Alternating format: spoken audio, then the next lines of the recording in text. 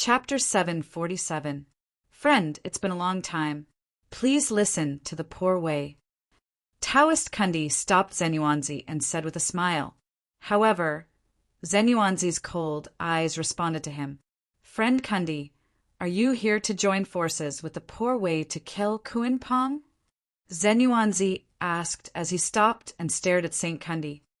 This! Hearing that, Saint Yuan-Ti was immediately embarrassed. He did not know how to continue. What could he say? Could he say that he was here to stop Taoist Kundi from seeking revenge on Kuinpong? He really couldn't bring himself to say such words. He was in no position to say that. However, Saint Yuan-Ti was embarrassed, but Zenyuanzi was not. He continued as if he did not see Saint Yuan-Ti's expression. An era has passed. A whole era has passed. The poor Wei thought that Taoist Kundi had forgotten about Taoist Hongyun's hatred. I never expected that fellow Taoist would actually specially rush over to lend me a hand at this critical moment. It's truly moving. It seems that you have not forgotten about Taoist Hongyun's kindness in the Purple Cloud Palace.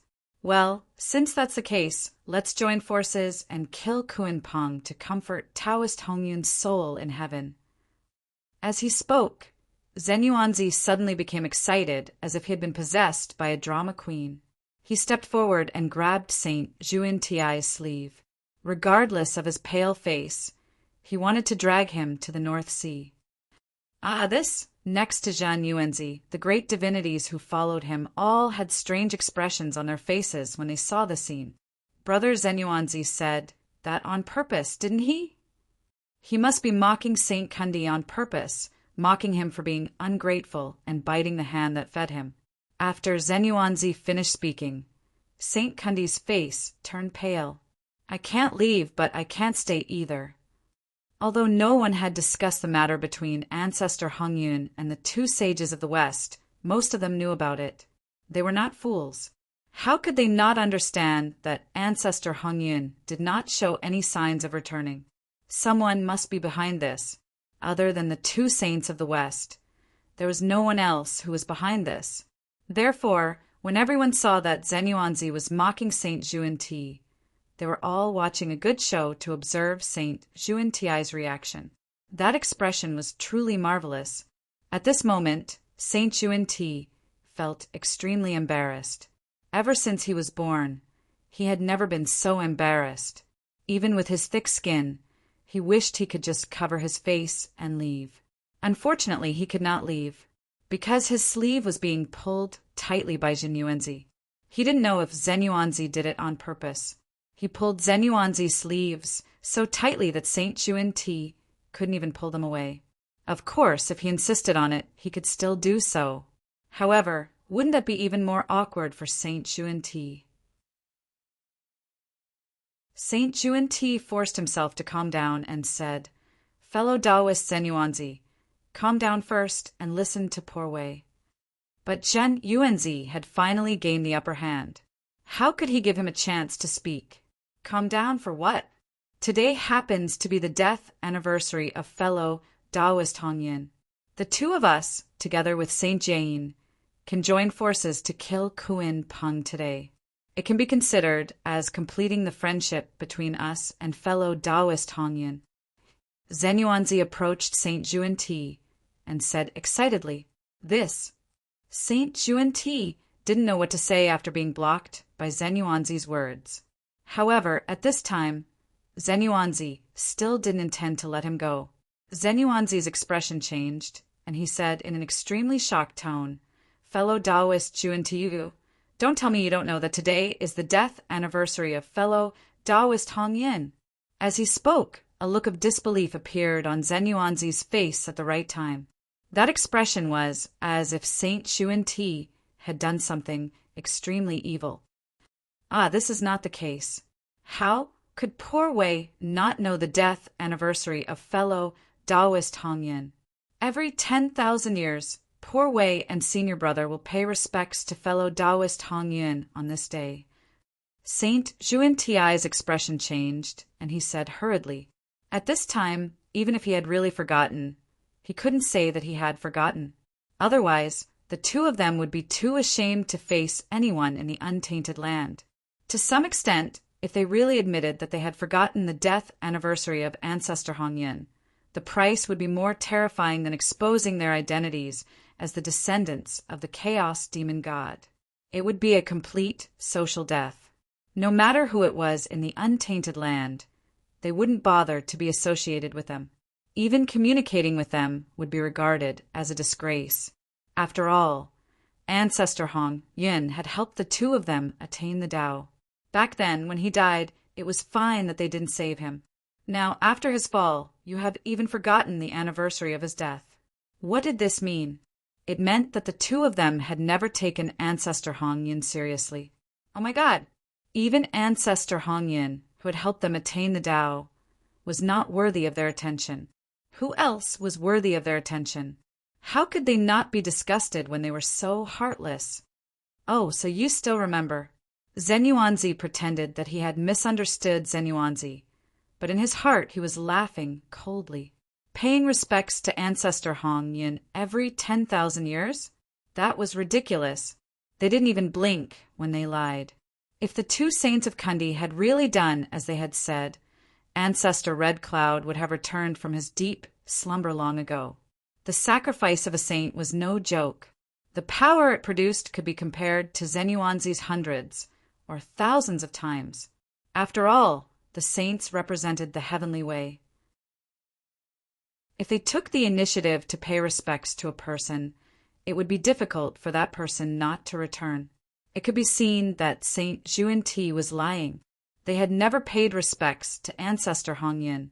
In Zhen Yuanzi's opinion, it was true that the two saints of the West remembered the death anniversary of ancestor Hong Yin, and it was also true that they would pay respects to ancestor Hong Yin every 10,000 years. However, their purpose was definitely not to pay respects to ancestor Hong Yin, but to use their magical powers on that day to cut off the possibility of ancestor Hong Yin's return. The poison in their hearts was really chilling. At the side, the crowd watched Zhen Yuanzi use his words to make fun of Saint Zhuan-Ti, and they were amazed. This kind of battle of words was even more satisfying than watching a real battle. Cool, it was really cool. Especially when coupled with Saint Zhuan-Ti's expression. It was simply too appetizing. Today was the first time in his life that Saint Zhuan-Ti had been insulted the most.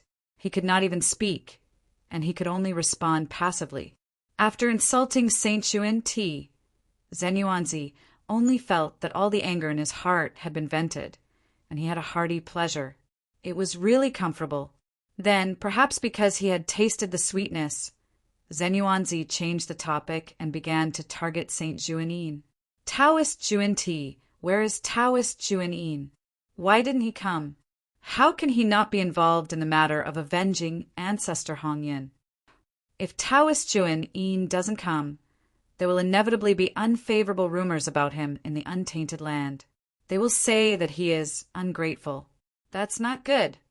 Hearing that, Saint Zhuan-Ti could not help but curl his lips in his heart. Rumors? Other than you, who else would dare to say those words? Wantonly talking about saints would shorten one's lifespan.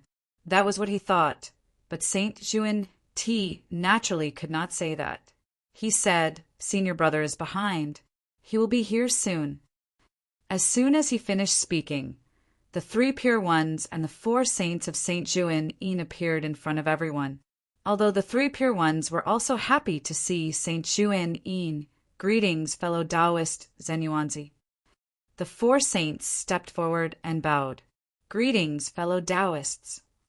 Seeing this, Zhen Yuanzi returned the greeting.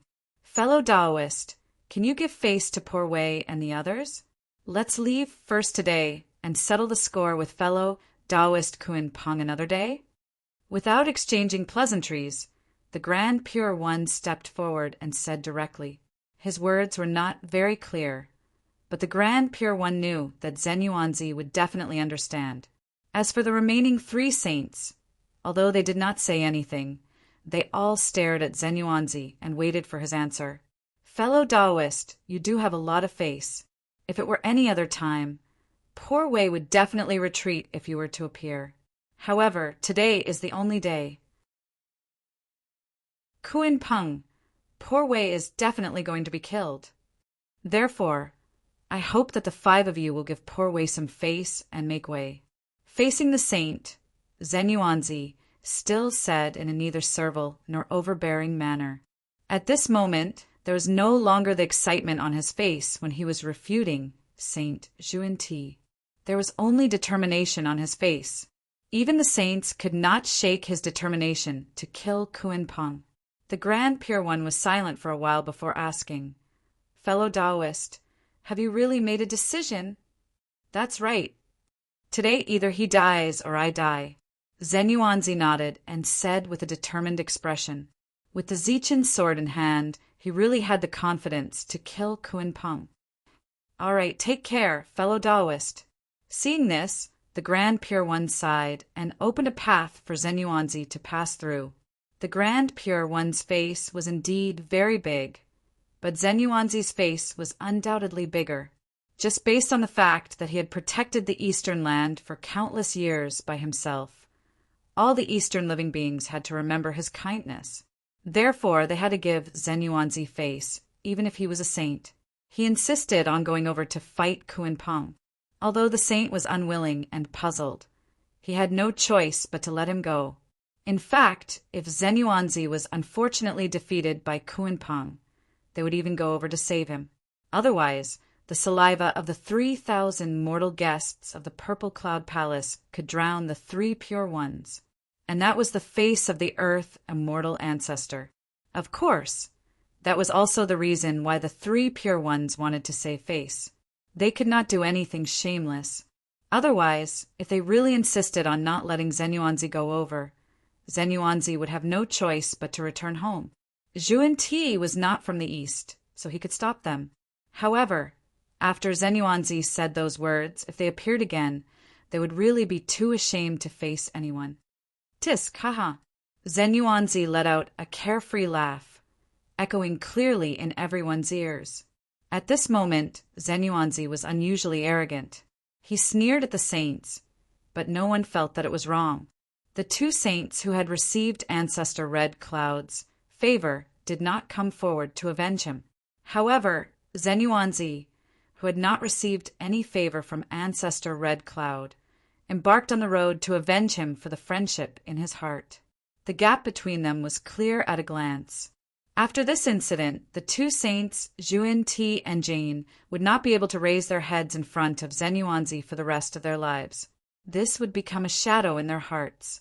The more outstanding Zhen Yuanzi's performance was, the more despicable they were. After Zhen Yuanzi left, the 2 saints of the West's faces were so gloomy that it could drip water.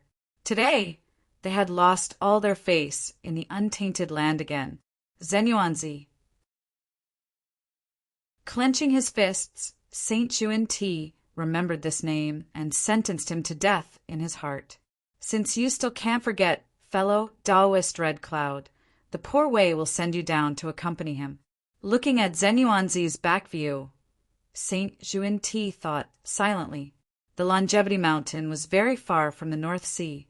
However, with Zhen Yuanzi's speed, he could cross the endless void in one step and rush to the North Sea from the Longevity Mountain. However, he did not do so. Instead, he chose to walk step by step from the Longevity Mountain to the North Sea. Zhen Yuanzi's actions were not without reason. He was accumulating strength, preparing to reach the peak of his aura before rushing to the North Sea. It was good that he could kill Ancestor Kuan Peng in one strike during the battle, not giving anyone a chance to save him. In fact, it was said that he was walking to the North Sea step by step. However, how could a great medium be the same as an ordinary person when he took a step? Zhen Yuanzi took a step and crossed the distance of thousands of rivers and mountains. In just 9 steps, he rushed from the Longevity Mountain to the North Sea. At the same time, the aura on his body had accumulated to the limit. Little Kuan Peng, come out and die. Above the North Sea, the power that Zhen Yuanzi had accumulated for a long time suddenly erupted, turning into a world-destroying storm that swept across the North Sea. Haha! Fellow Taoist Zhen Yuanzi, you couldn't do anything to the poor Wei in ancient times.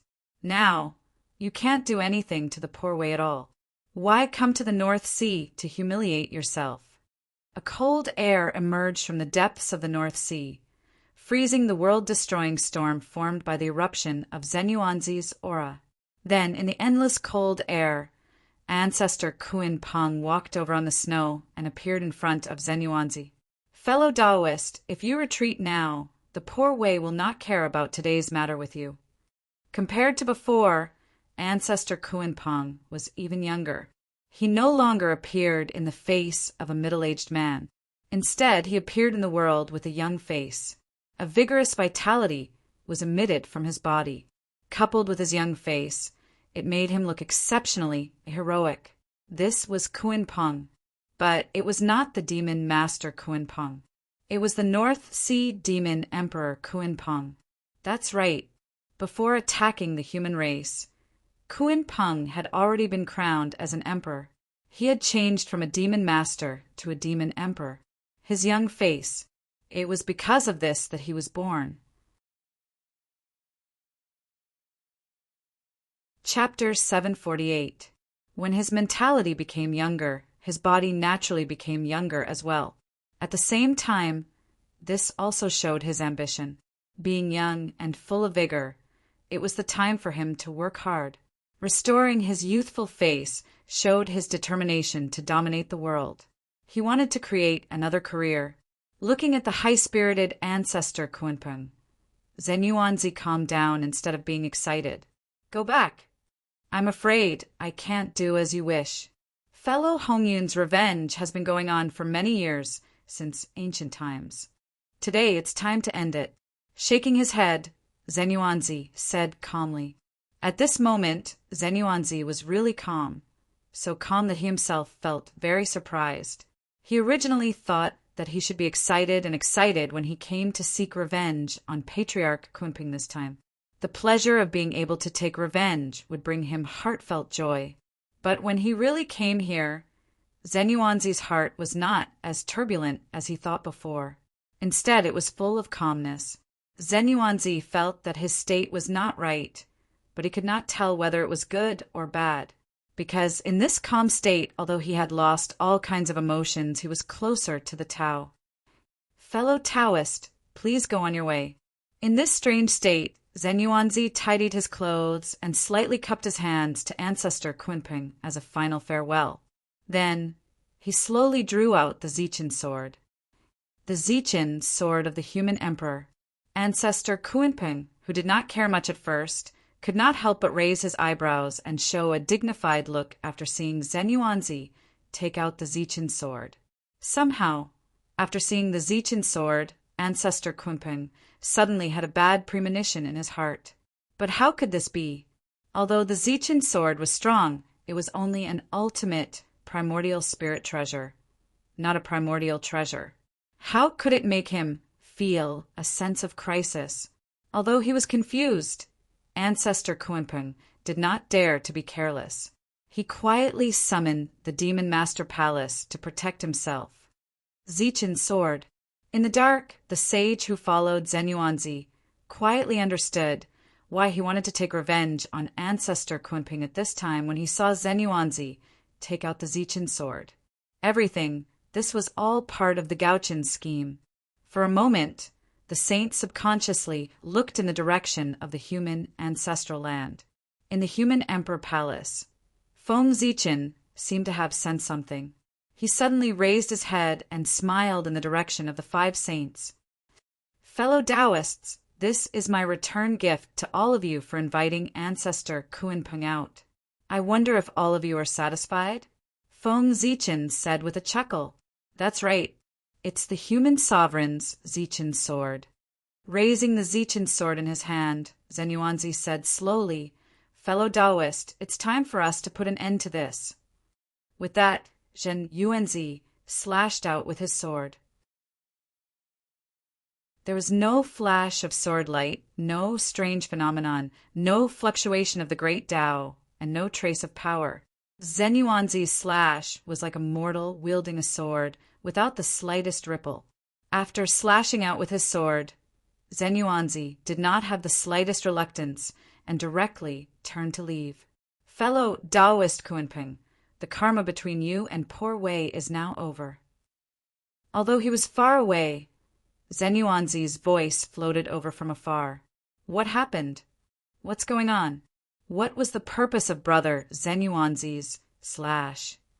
Seeing Zhen Yuanzi turn around and leave after slashing out with his sword, everyone's eyes were full of confusion.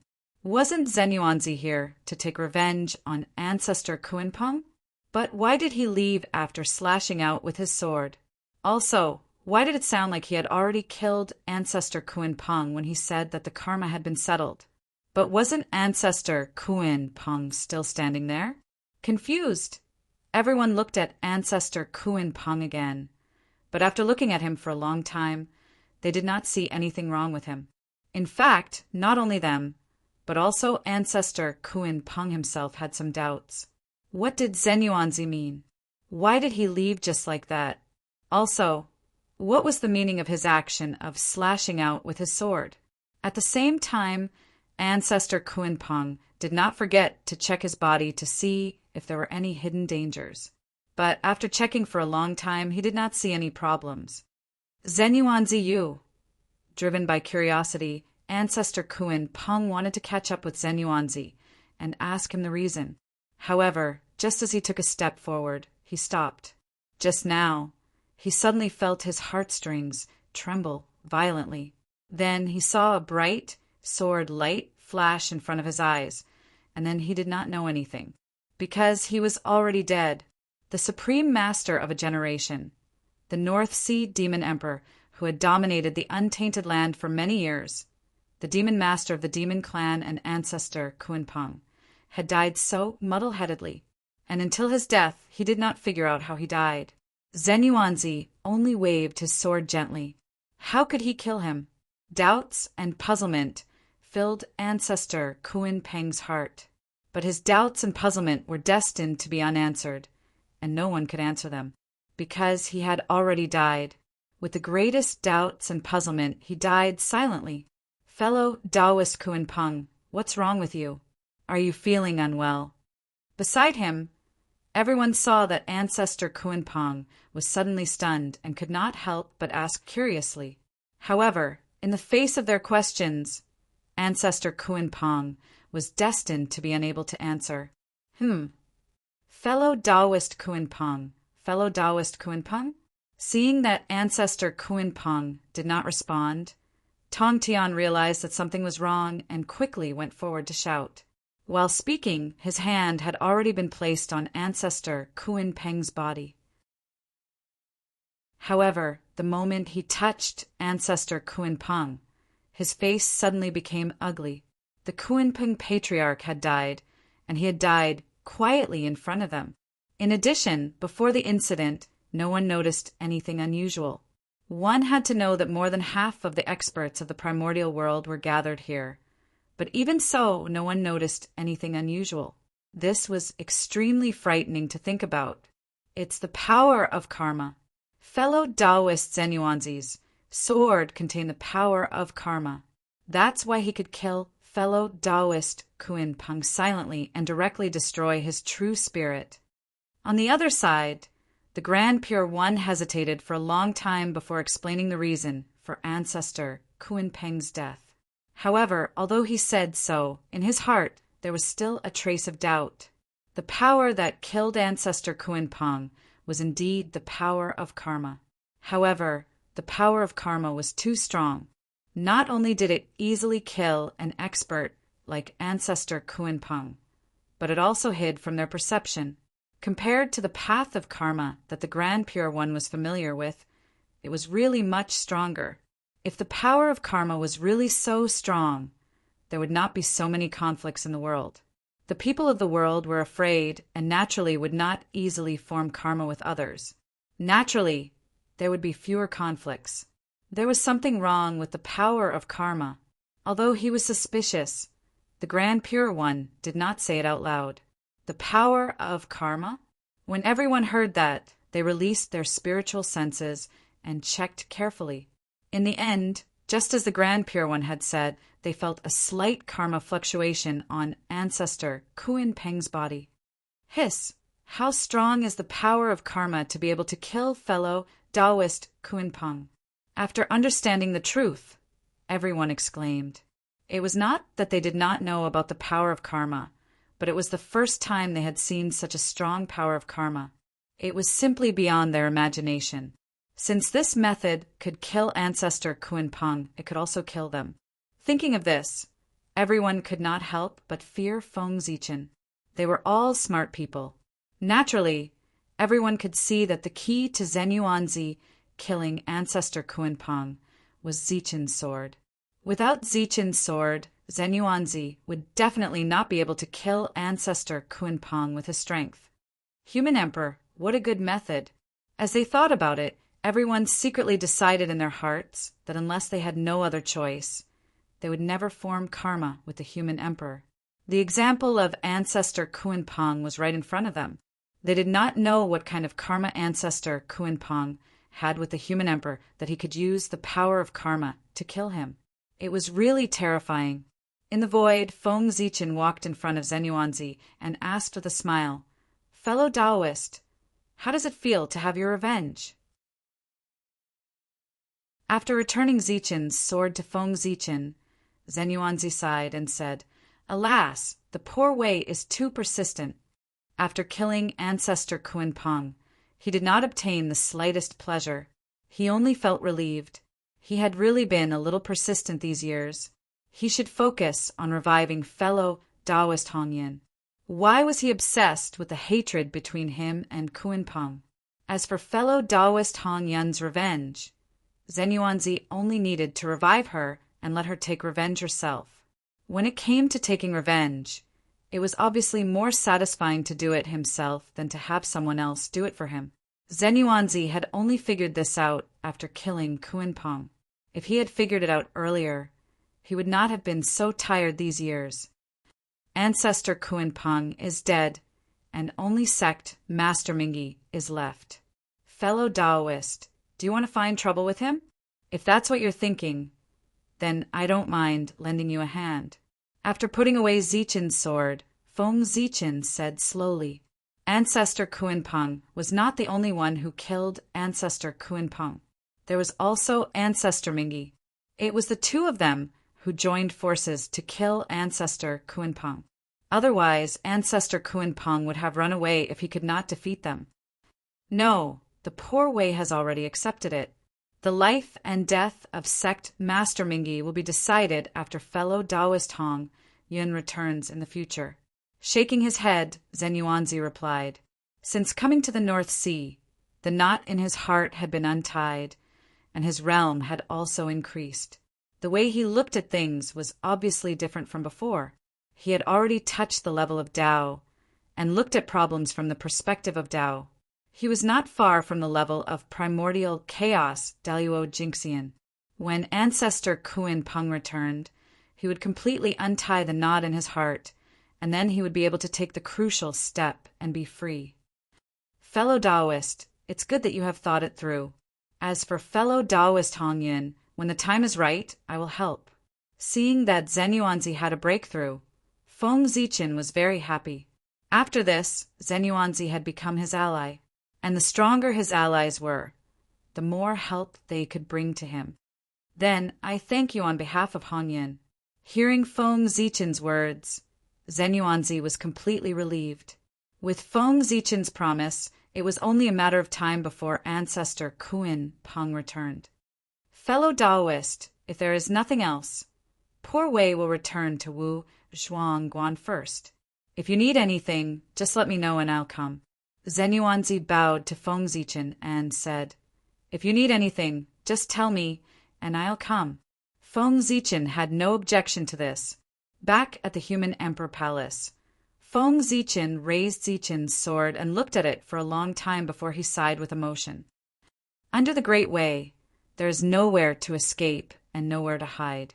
Fellow Taoist Kunpeng, you are careless. After saying this, a familiar figure suddenly appeared on Zichen's sword. It was Ancestor Kunpeng. That's right, Ancestor Kunpeng was not dead, because Feng Zichen did not intend to kill him. Ancestor Kuan was bound by the Great Way and could only be Feng Zichen's ally in this life. Otherwise, his life and death would be controlled by Feng Zichen. It was still possible to break an oath of the Heavenly Way. But what about an oath of the Great Way? Forgive Feng Zichen for his ignorance. But he had never heard of anyone who could break an oath of the Heavenly Way. Even Pengu could not do it. In this case, this kind of ally who was destined to not betray was stronger than any other relationship. How could Feng Zichen bear to kill him? Therefore, Zenyuanzi's sword did not destroy his real spirit, but captured it. The owner of Zichen's sword was Feng Zichen. Even if it was held by Zenyuanzi, it still obeyed Feng Zichen's orders. Therefore, when Zenyuanzi waved his sword, Feng Zichen forcibly captured Ancestor Kuanpeng's real spirit with the power of an oath of the Great Way, and created the illusion that his real spirit was broken. Yes, this time, poor Wei was really careless. I didn't expect you to have the ability to communicate with the Great Way and make an oath of the Great Way with poor Wei. Poor Wei is really convinced by this method. On Zichen's sword, Ancestor Kuanpeng's real spirit said with a bitter smile. He really regretted it now. He should have thought of it earlier. When Feng Zichen gave him the runes of the Great Way furnace, he should have thought that Feng Zichen had a way to communicate with the Great Way. Otherwise, how did he get the runes of the Great Way? However, blinded by greed, Ancestor Kuanpeng completely ignored this point, so he ended up like this. Alas, it was really too late to say anything now. He was at the mercy of others, and now he could only be at the mercy of others. How are you going to deal with poor Wei? Ancestor Kuanpeng sighed, as if he had accepted his fate, and asked. Under the oath of the Great Way, he did not have the strength to resist Feng Zichen at all. He could only blame himself for breaking his original promise. This was the price he had to pay. Of course, if Ancestor Kuanpeng chose to keep his promise, then his treatment would be different. He would be Feng Zi's guest of honor, instead of being a prisoner now. It could only be said that sometimes the choice was very important. The right choice. It would determine whether the future was brilliant.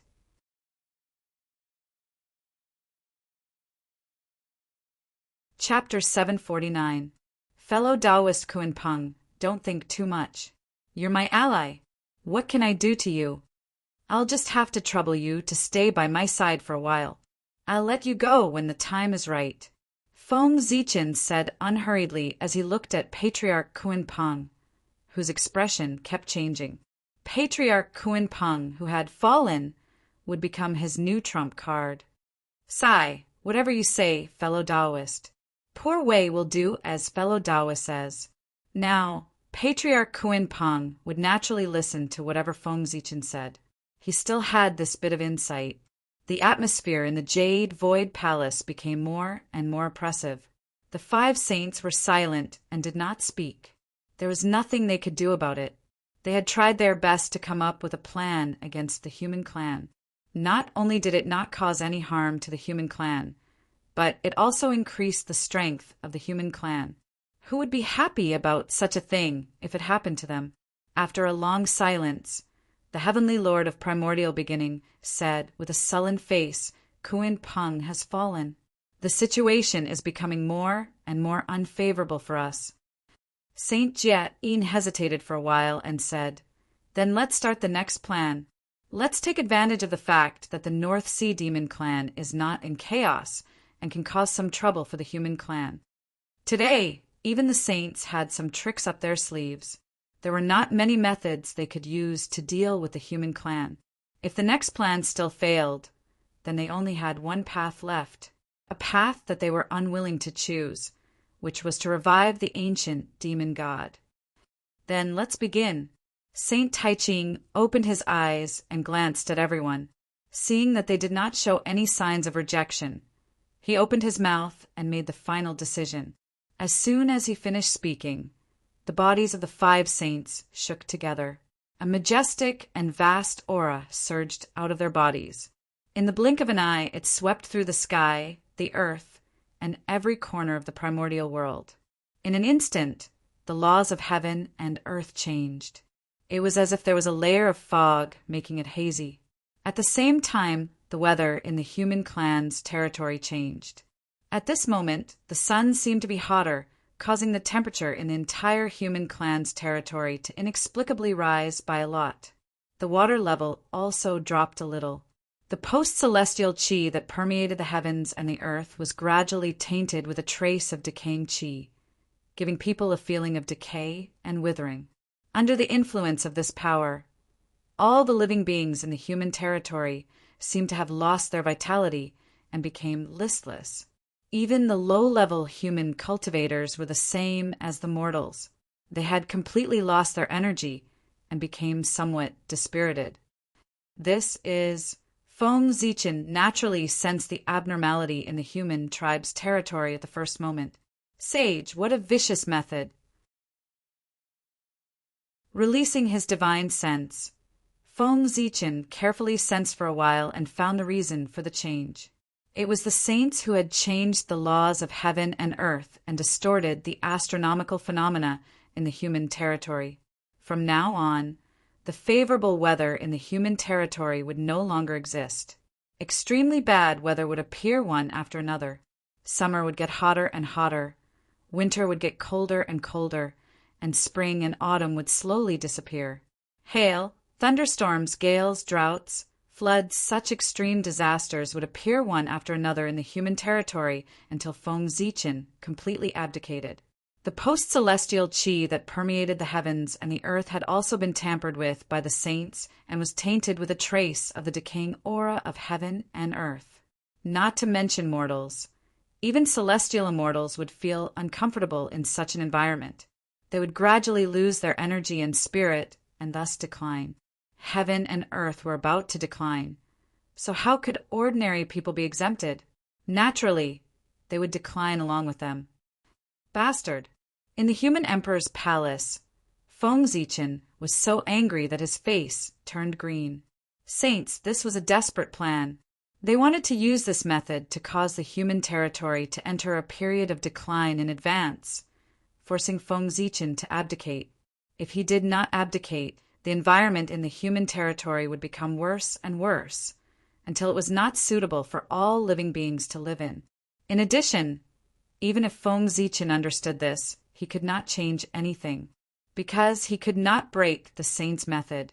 It was not that he was inferior to the saint, but in this matter, the saint had an advantage that he could not compare to. If it was still the pre-celestial era, then everyone would be equal in front of the pre-celestial path. Therefore, the saint used the method of changing the laws of heaven and earth to deal with the human race.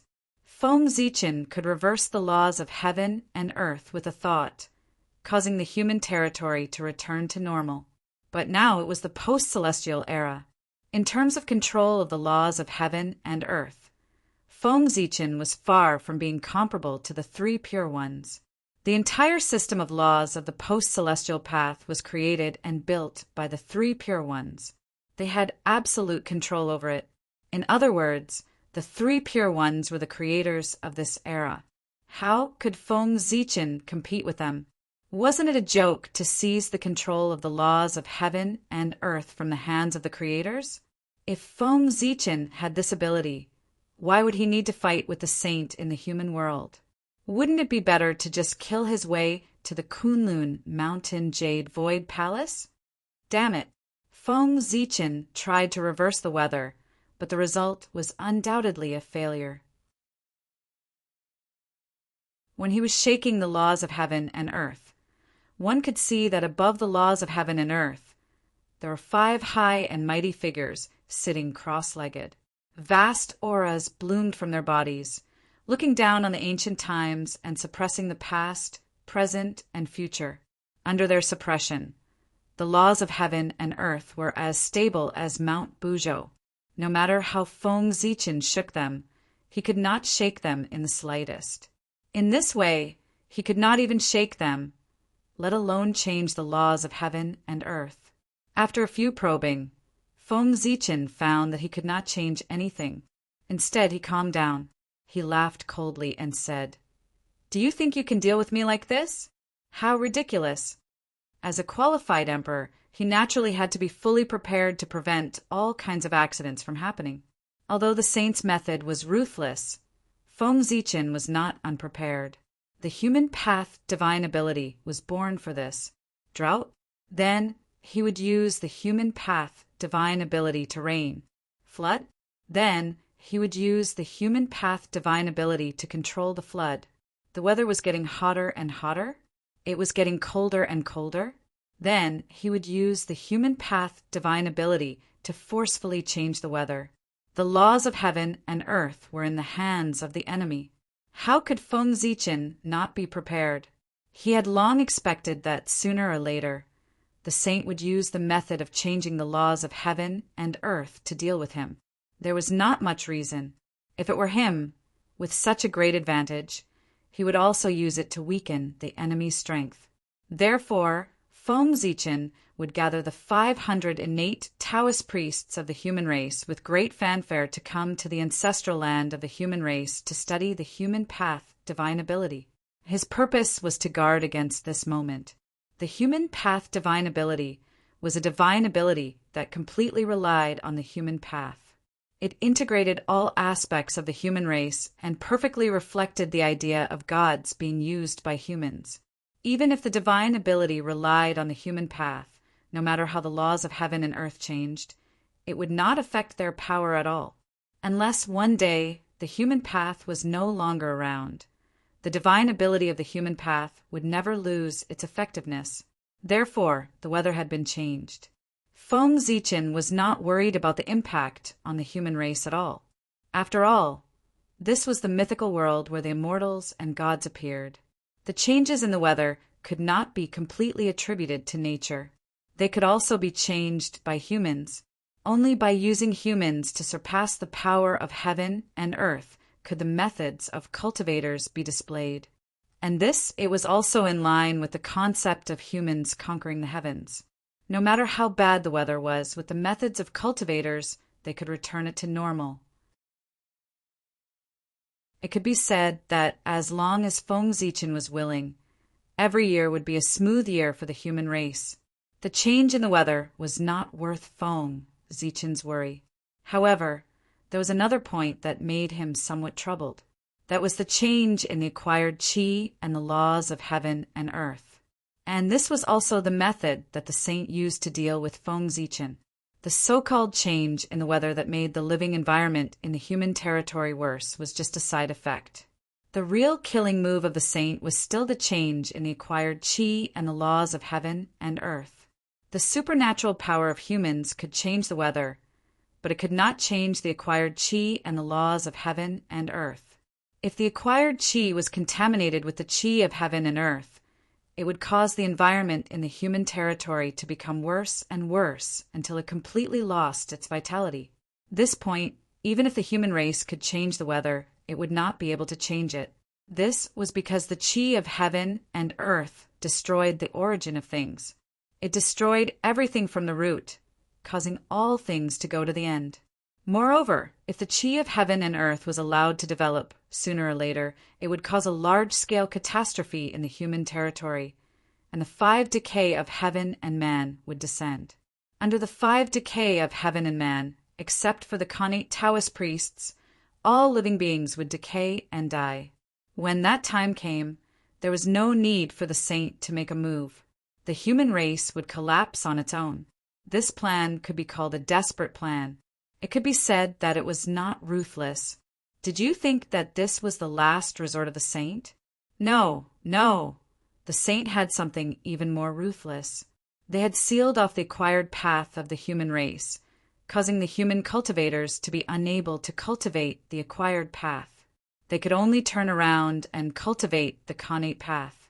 Moreover, from then on, the human race would be unable to use the divine ability that required the use of the acquired laws of heaven and earth. At first glance, there was nothing wrong with this matter.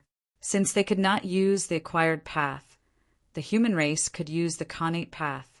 However, a long time ago, the connate path had been severely injured by the 3 pure ones and had to retreat to the origin of heaven and earth to recuperate.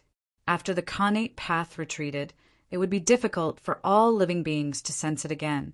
This undoubtedly greatly increased the difficulty of cultivating the Khanate path. It was also at this time that the three pure ones opened up the acquired path.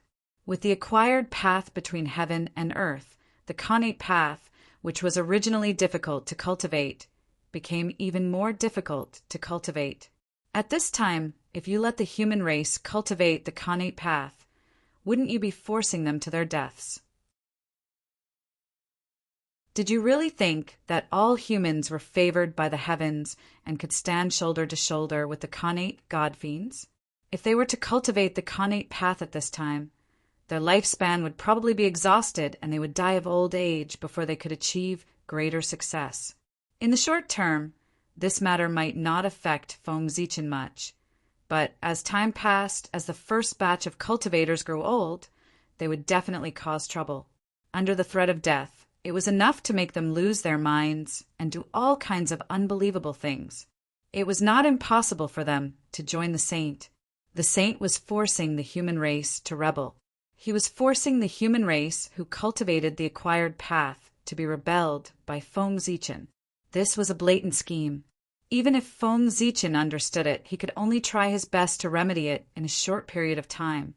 But there was no way to solve it. In fact, the solution to this matter was very simple. He just had to redefine the acquired path. The three pure ones could open up the acquired laws, so could Feng Zichen. As long as the postnatal laws were shattered and re-established, the three pure ones' plan would fall apart on its own. However, this required time and opportunity. If he were to break the acquired laws now, it would be equivalent to declaring war on the saint. However, this was not the best opportunity to make a move. This was because Feng Zichen had not finished accumulating his power, and his strength had not recovered to its peak. If he were to fight a decisive battle with the saint now, all his previous preparations would be in vain. Therefore, Feng Zichen still needed to endure for a while. When he had gathered his power and fought a decisive battle with the saint, he could shatter the acquired laws and redefine the acquired path. For now, he could only endure. Retreat. With a thought, Feng Zichen channeled all his dermic powers and shook. Immediately, an invisible wave spread out in all directions with him as the center. Boom! Boom! Boom! At this moment, an endless storm swept up in the human territory, driving out all the acquired qi that filled the air. In an instant, the entire human territory was cleared. There was no longer a trace of acquired qi, and only the innate qi remained. Of course, with the disappearance of acquired qi, the concentration of spiritual qi in the human territory also decreased greatly. At the same time, in the boundless starry sky, on the Ziwei star, the great emperor of Ziwei suddenly opened his eyes. Then he waved his hand, and Zhouxing immediately shone brightly, casting down boundless starlight. Fall! With this command, the stars in the sky trembled. Boundless starlight poured down toward the primitive desolation realm. At this moment, stars appeared in broad daylight in the primordial world. They filled the entire sky, reflecting a rare scene that was rarely seen in 10,000 years. The starlight fell and turned into boundless innate qi that flowed into the human territory to make up for the spiritual qi that had decreased due to the disappearance of acquired qi. Break! At this moment, Feng Zichen, who was in the human emperor palace, suddenly clenched his fist and blasted towards the void. Rumble! The domineering fist mark, carrying the mighty dragon qi of the human path, hit the void in front of him and erupted with astonishing fluctuations. In an instant, the golden dragon qi of the human path surged out. It was boundless and covered every inch of the void in the human territory. Then, with a loud bang, the acquired laws that enveloped the human territory directly shattered. They were shattered into pieces by the dragon qi of the human path, turning into specks of light and disappearing. Humph! After doing all this, Feng Zichen snorted coldly. At the same time, the innate Tao in the boundless starry sky descended, turning into endless divine chains of order that enveloped the entire human territory, replacing the acquired Tao. At this moment, with the help of the boundless starry sky, the acquired Tao in the human territory was completely replaced with the innate Tao.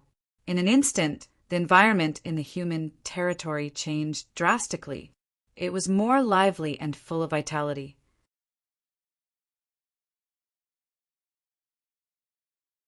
Chapter 750.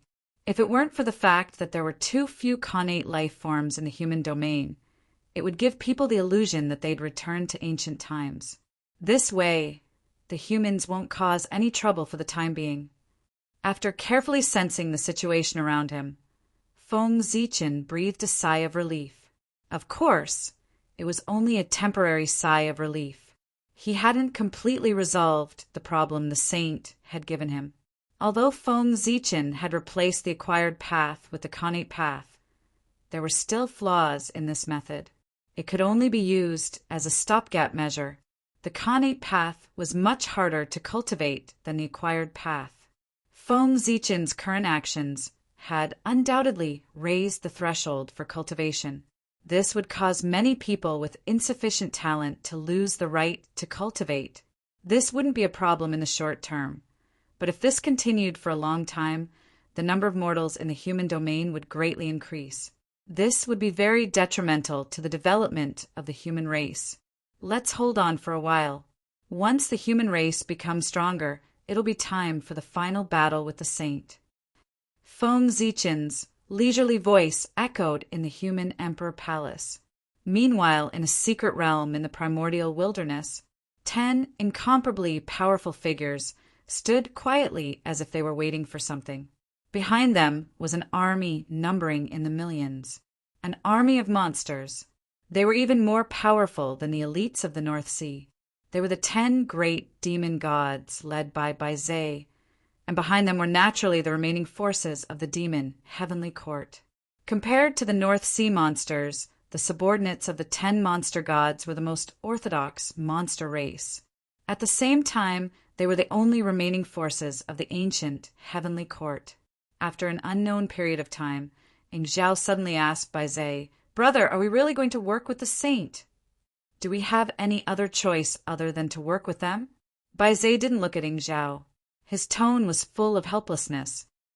There's no harm in working with them. But will the saint really fulfill their promise? Fei Lian sighed and asked worriedly. Yes, the saint will fulfill their promise and revive the Empress of Heaven. The 3 pure ones disdain to lie. Besides, they can't afford to lose that face. Baizé shook his head and said calmly. Then there was another moment of silence. That's right, the 3 pure ones had found the remnants of the ancient demons.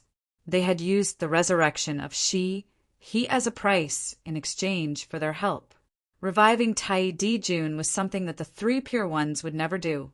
However, reviving Shiha, an insignificant person, was something that the 3 pure ones did not mind.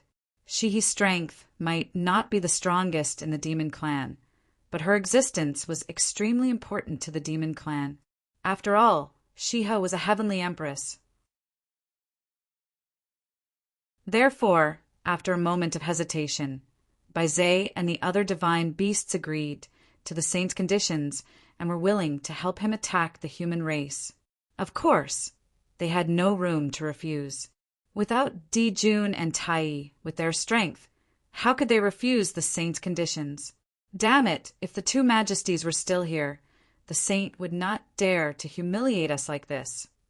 Thinking of the glory of the ancient demons, Ghost Chariot suddenly said with a face full of hatred, "Sai, I wonder if we can find a chance to revive His Majesty when we go out this time," Jimeng said when he heard Ghost Chariot mention the Eastern Emperor Tai. "Let's wait and see. Now that the calamity is coming, even the saint can't take care of everything. There will be a time when there will be a flaw." Baizé's face finally changed when he heard this, and he said with some excitement, "Reviving Dijun and Tai had always been the long-cherished wish of these people. Only the revival of Dijun and Tai could lead the demon clan to glory again.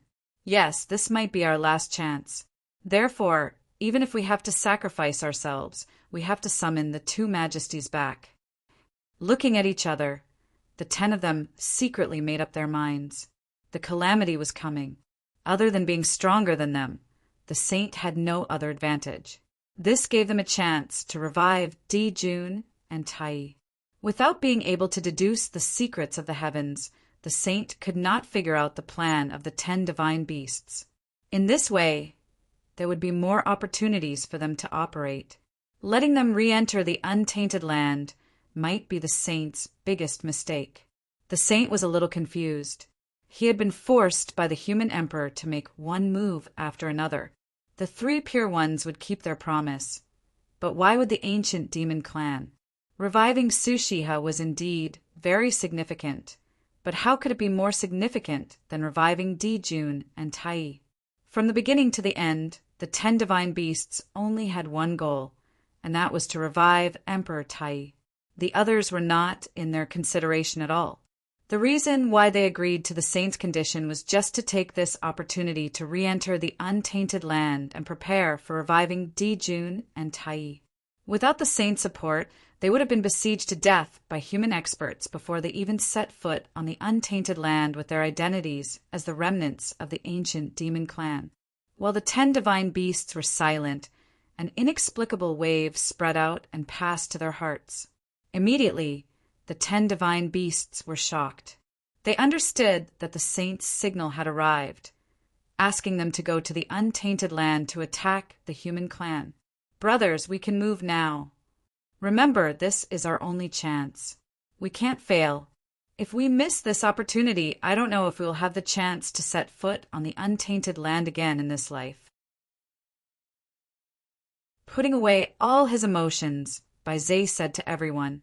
Then he gave an order. All troops, listen up. Follow me to attack the human clan. As soon as he finished speaking, the 1,000,000-strong army moved out. They marched in unison and charged toward the human clan. Let's go too. Seeing this, Baizé called for everyone to follow. Hearing this, the other 9 divine beasts did not say anything. They just took a step forward tacitly and followed the divine beast's army. Once they left, they really had no way out. Baizé sighed inexplicably. However, even though he said that, he was confident in his heart. He would definitely be able to revive Dijun and Tai in this trip to the untainted land. The reason was very simple. There was an extremely deep secret hidden in Baizé's heart. He did not even tell the 9 divine beasts, who were his life and death friends. He buried it deep in his heart. That was, on the eve of the final battle between the liches and demons, Dijun had secretly summoned him and secretly told him some things. He told Baizé how to revive him after he fell. Who was Dijun? He was one of the most ambitious and ruthless people in the world. Under the watchful eyes of a powerful enemy like the Magi, how could he not have made preparations early and left behind a backup plan for his resurrection? A long, long time ago, Dijun had already considered what would happen after he fell. He knew very well that after he fell, not only would no one be willing to help him resurrect, but there would also be people who would hit him when he was down and prevent his return. Therefore, he had already arranged a backup plan in the untainted land to help him resurrect after he fell. Moreover, Dijun had left behind more than one backup plan. There were many of them. One of the backup plans was told to Baizé by him. Everything had to be prepared in many ways. Feng Zichin was like that, and so was Dijun. It was because he knew where Dijun's backup plan was that Baizé was confident in reviving Dijun. This time, attacking the human tribe was secondary. His main goal was to find an opportunity to activate Dijun's backup plan. It was just that no one except Baizé knew about this. As soon as the demon tribe army entered the untainted land, they were sensed by Feng Zichin. Regarding this, he only had 2 words to say: courting death. When the ancient demon tribe appeared, he did not need to do anything at all. Feng Zichin did not do anything. At the moment when the ancient demon tribe army entered the untainted land, The barrier between the netherworld realm and the human realm suddenly trembled violently. Then a noble and tyrannical aura suddenly spread out and filled the world. It's the Magi! Although they did not see anyone from this familiar aura, everyone already knew what had happened. It was the Magi. The Magi had reappeared. Rumble. Accompanied by a cold and murderous aura, troops of the Magi walked out of the netherworld realm and stepped into the untainted land. They majestically attacked the ancient demon tribe army. The ancient demon tribe and the ancient Magi were mortal enemies. When the ancient demon tribe army moved out, there was no need for Fengzichen to do anything. After the Magi received the news, they would naturally send out an army to fight with them. What a joke! Using the ancient demon tribe to deal with the human tribe. I don't know what the sage is thinking. How could he come up with such a stupid idea? Could it be that they have forgotten that the ancient Magi still exist? In the human emperor palace, Fengzichen could not help but shake his head and laugh as he looked at the Magi and demon tribes who had already started fighting. He felt that the sage's current means were becoming more and more incomprehensible. He was going further and further down the road of insanity. Alas, Fengzichen could not see the current situation in the Jade Virtual Palace. Otherwise, he would not think so. The two tribes have already started fighting. Everyone's attention has also been attracted. It's time for the three of us to make our move. As everyone's attention was focused on the battlefield between the Magi and demon tribes in the Jade Virtual Palace, the three pure ones joined forces again after a long time. The three of them released their true spirits at the same time, which rotated according to a kind of magical track. Suddenly, an incomparably majestic power spread out from the three pure ones. That power could be said to be extremely virtuous and majestic. It transcended everything. It was so majestic that no one would have any thoughts of fighting against it. Normally, once this power appeared, it would startle the entire untainted land. That was because that was Panga's power. Once it appeared, it would resonate with heaven and earth. But now the three pure ones used some unknown method to restrain this power in the Jade Virtual Palace, so that it could not leak out at all. Under the influence of this power, the three pure ones' figures slowly faded and then disappeared. After that, in the original position of the three pure ones, a majestic figure replaced them. Pangu. There was no need to describe it with words. Just by looking at that shocking figure, one would know that that person was the beginning of heaven and earth, the origin of all things, the great Taoist priest Pangu. To be precise, this was Panga's primordial spirit. The 12 ancestors of sorcerers could summon Panga's physical body together. The three pure ones could also summon Panga's primordial spirit together. However, since the birth of the three pure ones, no one had seen the three pure ones use this move. Therefore, many people thought that the three pure ones did not have the ability to summon Panga's primordial spirit. But now, the three pure ones used facts to prove that the three brothers did indeed have the ability to summon Panga's primordial spirit together. However, no one saw the scene. With the three pure ones' strength, it was obvious how powerful the Panga's primordial spirit that they summoned was. In the Jade Void Palace, other than the three pure ones, there were also two saints, Juanti and Jain. However, the two of them turned a blind eye to the Panga's primordial spirit that suddenly appeared in front of them. They did not have any reaction. No, they did not want to turn a blind eye to it. However, they could not see it, nor could they feel it. Yes, that's right, they could not see it. Even if the three pure ones summoned Panga's primordial spirit in front of the two saints, Juanti and Jain. However, the two of them could not feel the majestic aura at all, nor could they see the existence of Panga's primordial spirit.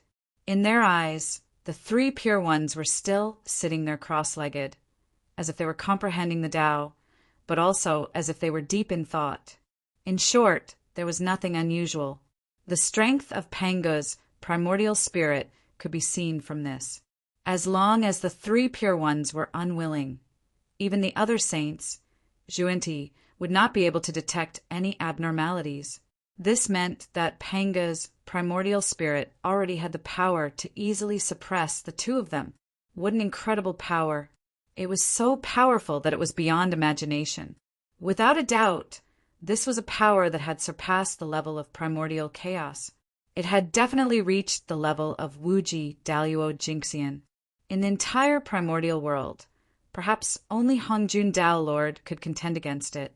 Open! Suddenly, Panga's primordial spirit moved.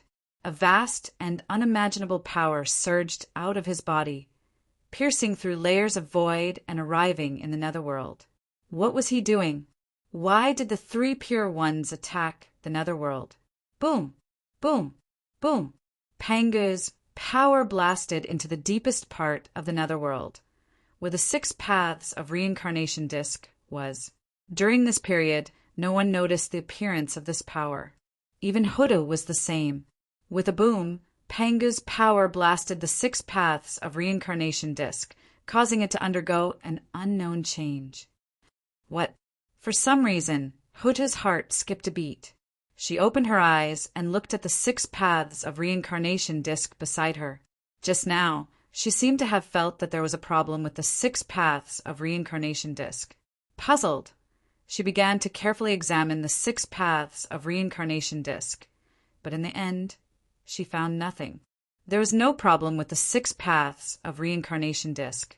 Not having any problems was the biggest problem. With Huta's strength, it was impossible for her to be mistaken. Since she felt that there was a problem with the 6 paths of reincarnation disk, there must be a problem with the 6 paths of reincarnation disk. But she couldn't detect it. Huta couldn't help but think more. Did Father God make a move? In the primordial world, only Pangu could shake the 6 paths of reincarnation disk without being sensed by Hutu. Other than him, even Dao ancestor Hongjun would be sensed by Hutu. If it was any other power, even if it was the power of Wuji Daluo Jinxian, who had surpassed the level of primordial chaos, as long as it attacked the 6 paths of reincarnation disk, Hutu would sense it.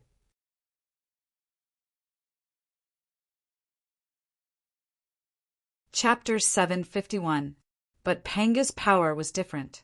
He came from the same source as Hutu, so if he was too much higher than Hotian, Hutu would not be able to sense his existence. When the shamans and demons were fighting, the 3 pure ones suddenly joined forces to target the 6 paths of reincarnation. There must be a conspiracy in it, but other than the 3 pure ones, no one knew about this. In the netherworld, Hutu was puzzled. She did not pay attention to the battle between the shamans and demons. She focused all her attention on the 6 paths of reincarnation. She wanted to see what was wrong with the 6 paths of reincarnation. If she could not figure it out in a day, she would look at it for a year.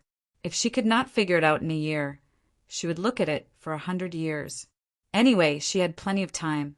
She was not afraid that she could not figure out the problem. After the 3 pure ones attacked the 6 paths of reincarnation, they gradually fell silent.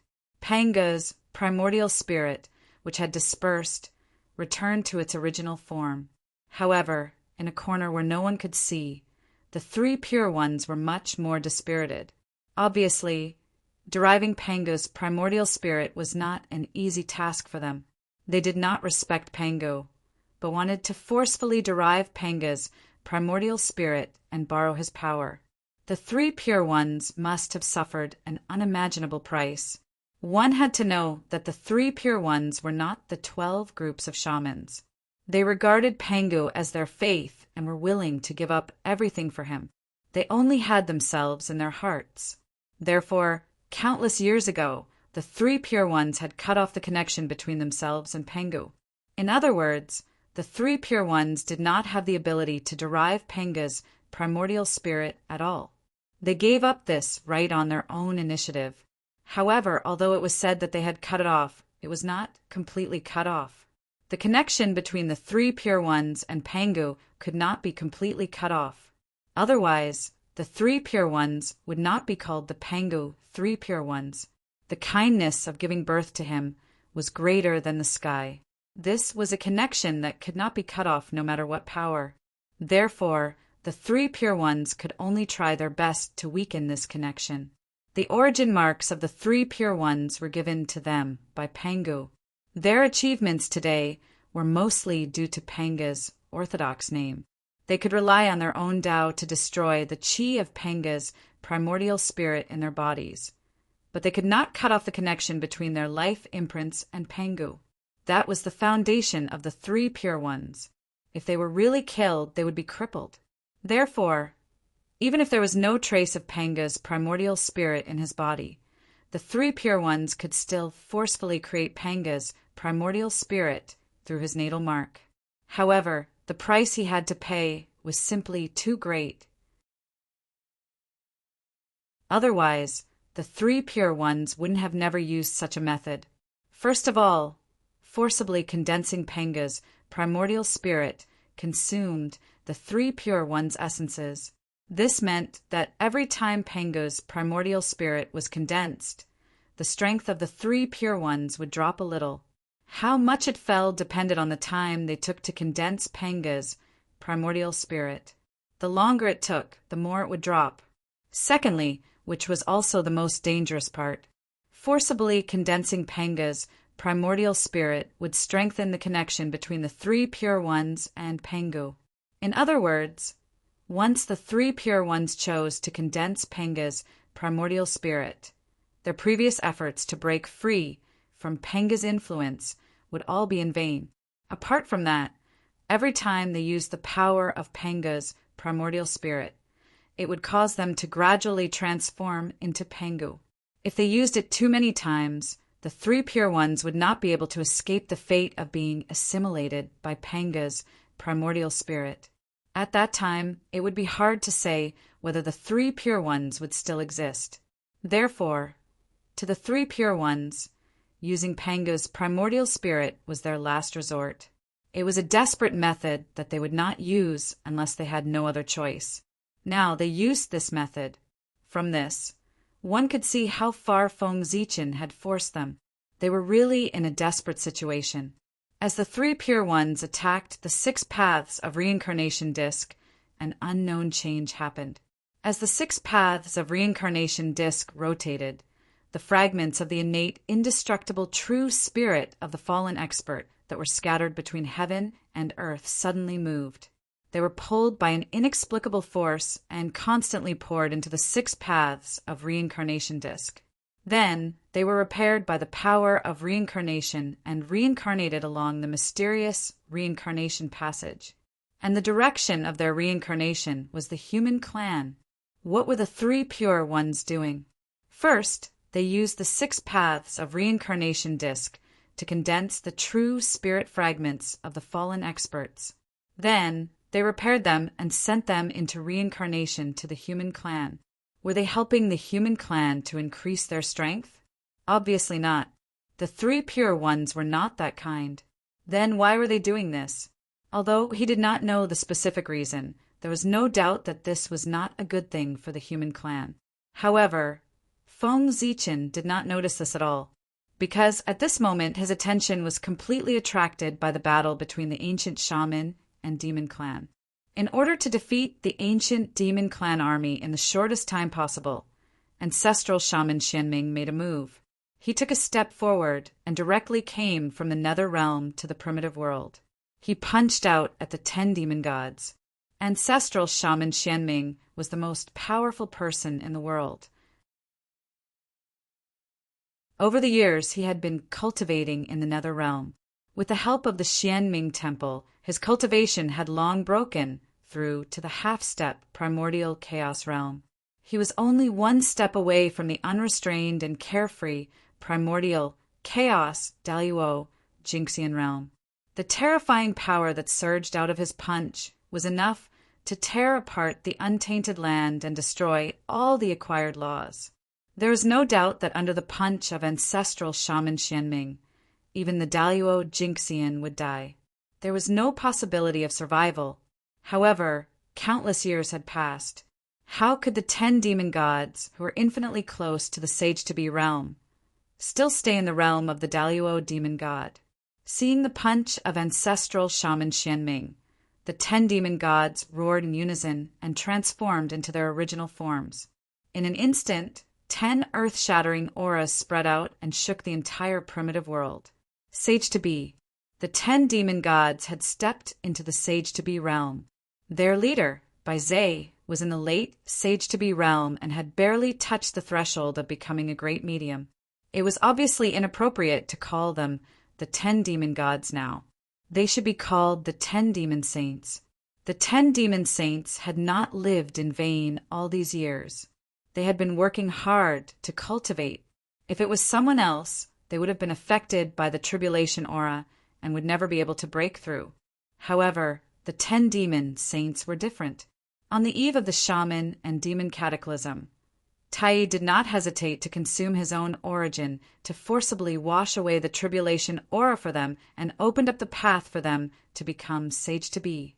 It was because of this that the 10 demon saints could advance by leaps and bounds after the end of the cataclysm and enter the Sage to be realm in one fell swoop. Ah! The 10 of them roared and joined forces to block the punch of ancestral shaman Xianming. 10 Daluo Taoist priests could not block the punch of ancestral shaman Xianming, but 10 Sage to be could. Sage to be? Ancestral shaman Xianming was slightly stunned when he saw the realms of the 10 of them. He seemed to be shocked, but that was all. If the 10 late Sage to be demon race joined forces, they might be able to pose a great threat to ancestral shaman Xianming. However, 9 early and middle Sage to be plus 1 late Sage to be demon race would not be a threat to him. Not bad. You have amazed me. I did not expect that after the heavenly court was destroyed, there were still capable people in the demon race who could cultivate to the Sage to be realm. However, it's still not enough. After a slight compliment to express his recognition of the 10 demon saints, ancestral shaman Xianming attacked. Splash! Between heaven and earth, there was a sudden heavy rain. At the same time, a gust of cold air swept toward the 10 demon gods with ancestral shaman Xianming as the center. Ancestral shaman Xianming, the ancestral shaman of rain, controlled the power of rain and snow. He was the goddess of cold winter in the extreme north. As soon as he attacked, there was an overwhelming amount of connate cold air. Along with the heavy rain, it froze all life in the world. Moreover, the rain was not ordinary water. It was connate cold water, which contained connate cold air. Even if the Daluo Taoist priests bathed in the rain for a long time, their bodies would be frozen and their true spirits would be destroyed. The snow was merciless. It froze all life and froze all life. This was ancestral shaman Xianming, the god of the north. Feeling the powerful connate cold air, the 10 demon saints' expressions changed drastically. They did not dare to hesitate and used their strongest techniques. Heavenly stem formation, rise. The 10 great demon saints moved and set up the ancient demon clan's unparalleled formation, the first heaven stem formation. As the overlord of the untainted land, the ancient demon race naturally had more connate formations than the heavenly cycle stars formation. However, the heavenly cycle stars formation was too famous and suppressed the other connate formations. This did not mean that the other connate formations of the ancient demon race were weak. They were just not comparable to the heavenly cycle stars formation. The great heavenly stem formation was second only to the great heavenly constellation formation among the connate formations mastered by the ancient demon race. Any array formation related to time was not simple. The primordial heaven stem array was an array formation that Di Jun had comprehended from the river of time and space. It contained the power of the primordial time sequence, and its power was unfathomable.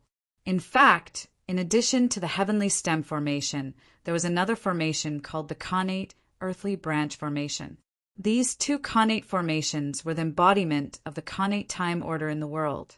If these 2 formations were combined, they would become the heavenly stem formation and earthly branch formation, which was enough to be ranked in the top 10 connate formations of the untainted land.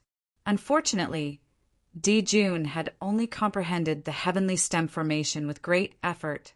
He had no clue about the connate earthly branch formation. Otherwise, the ancient demon race would have another great foundation. The outcome of the battle between the liches and the demons might have changed. However, there were no buts in this world. If he did not comprehend it, he did not comprehend it. No matter how regretful he was, it was useless. However, although D. June did not comprehend the connate earthly branch formation, countless years later, when the human emperor Fuxi was drawing up the 12 zodiac signs, he accidentally comprehended this formation. D. June begged bitterly, but he did not get anything. Fuxi was unintentional, but he was happy to get this formation. It had to be said that fate was really wonderful. With the help of the heavenly stem formation, the 10 great demon saints temporarily obtained the power to fight against Ancestral, which Xianming. However, this was only temporary. This was because Ancestral, which Xianming, had not used his magic treasure yet. With the identity of Ancestral, which Xianming, attacking the 10 great demon saints, was already suspected of bullying the weak. If he used his magic treasure, he could easily win. However, in this way, he would lose all his face. Therefore, in the beginning, Ancestral, which Xianming, did not choose to use his magic treasure. Instead, he planned to defeat the 10 great demon saints in one blow. However, the reality was beyond his expectations. He actually fought with the 10 great demon saints for a long time. For Ancestral sorcerer Xianming, this was a humiliating matter. He had lost face left and right. If Ancestral, which Xianming, was still unable to take down the 10 great demon saints, then he would really become a joke. Therefore, Ancestral, which Xianming, did not have any worries. With a thought, he was about to use his magic treasure to kill the 10 great demon saints. Xianming divine banner, come. Ancestral, which Xianming waved his hand, and a divine banner suddenly flew out from the Xianming temple that was located in the untainted land and fell into his hand. It was the magic treasure that Feng Zichen had tailor-made for the 12 ancestral witches, the 12 heavenly divine banner. At this moment, after countless years of nourishment, the 12 heavenly divine banner had already been promoted to the highest level of primordial spiritual treasure. Its power was beyond imagination, and it was almost comparable to the 12 ancestral witches in the middle of ancient times. Go! As soon as the Xianming divine banner was in his hand, Ancestral, which Xianming felt a sense of joy that was connected by blood. Then, with a thought, he raised the Xianming divine banner. Suddenly, the primordial cold qi and heavy rain between heaven and earth soared several times. With a sudden sound, the primordial cold qi swept past, and the 10 great demon gods were covered in white frost. Even with the protection of the primordial heaven stem formation, they were still frozen. Seeing this, the 10 great demon saints knew that with their strength, there was no possibility of fighting against Ancestral, which Xianming. After understanding this, Baizé did not hesitate and directly roared to the sky, "Why are you still not attacking? Are you really going to sit and watch us be killed by Ancestral, which Xianming?" The voice was so loud that in an instant it spread throughout the untainted land. There's still a helper? Hearing this, Ancestral, which Xianming, was slightly stunned. Then, the movement of waving the Xianming divine banner in his hand became faster. Who cared who their helper was? Before they appeared, they had to kill all the remaining members of the ancient demon clan first. Ancestral, which Xianming thought so, and did so. However, he did not succeed, because at the critical moment, a burly man suddenly appeared in front of the 10 great demon saints and blocked the attack of Ancestral, which Xianming for them. "It's you, heavenly ant. You didn't fall? No, that's not right. You were resurrected by the saint." Seeing the person who came, Ancestral, which Xianming's pupils constricted as he exclaimed in disbelief. It's Lord Ant Saint, but didn't he fall long ago? Why did he suddenly appear here? It was not only ancestral with Xianming. On the other side, the 10 great demon saints also exclaimed in disbelief when they saw the person who came. In fact, not only them, but even the other great mediums who were watching the battle also revealed an incredulous expression when they saw the face of the person who came. Obviously, they all knew this person. Only Feng Zichen had a blank expression. He really did not know this person. It's the poor Wei. The poor Wei has recovered from the silence. Nodding, the burly man who was called Heavenly Ant by Ancestral, which Xianming said.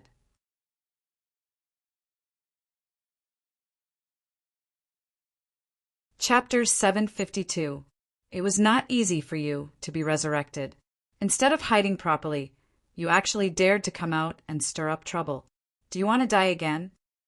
After the initial shock, Ancestral with Xianming regained his composure and stared at Sky Ant coldly. Who was Sky Ant?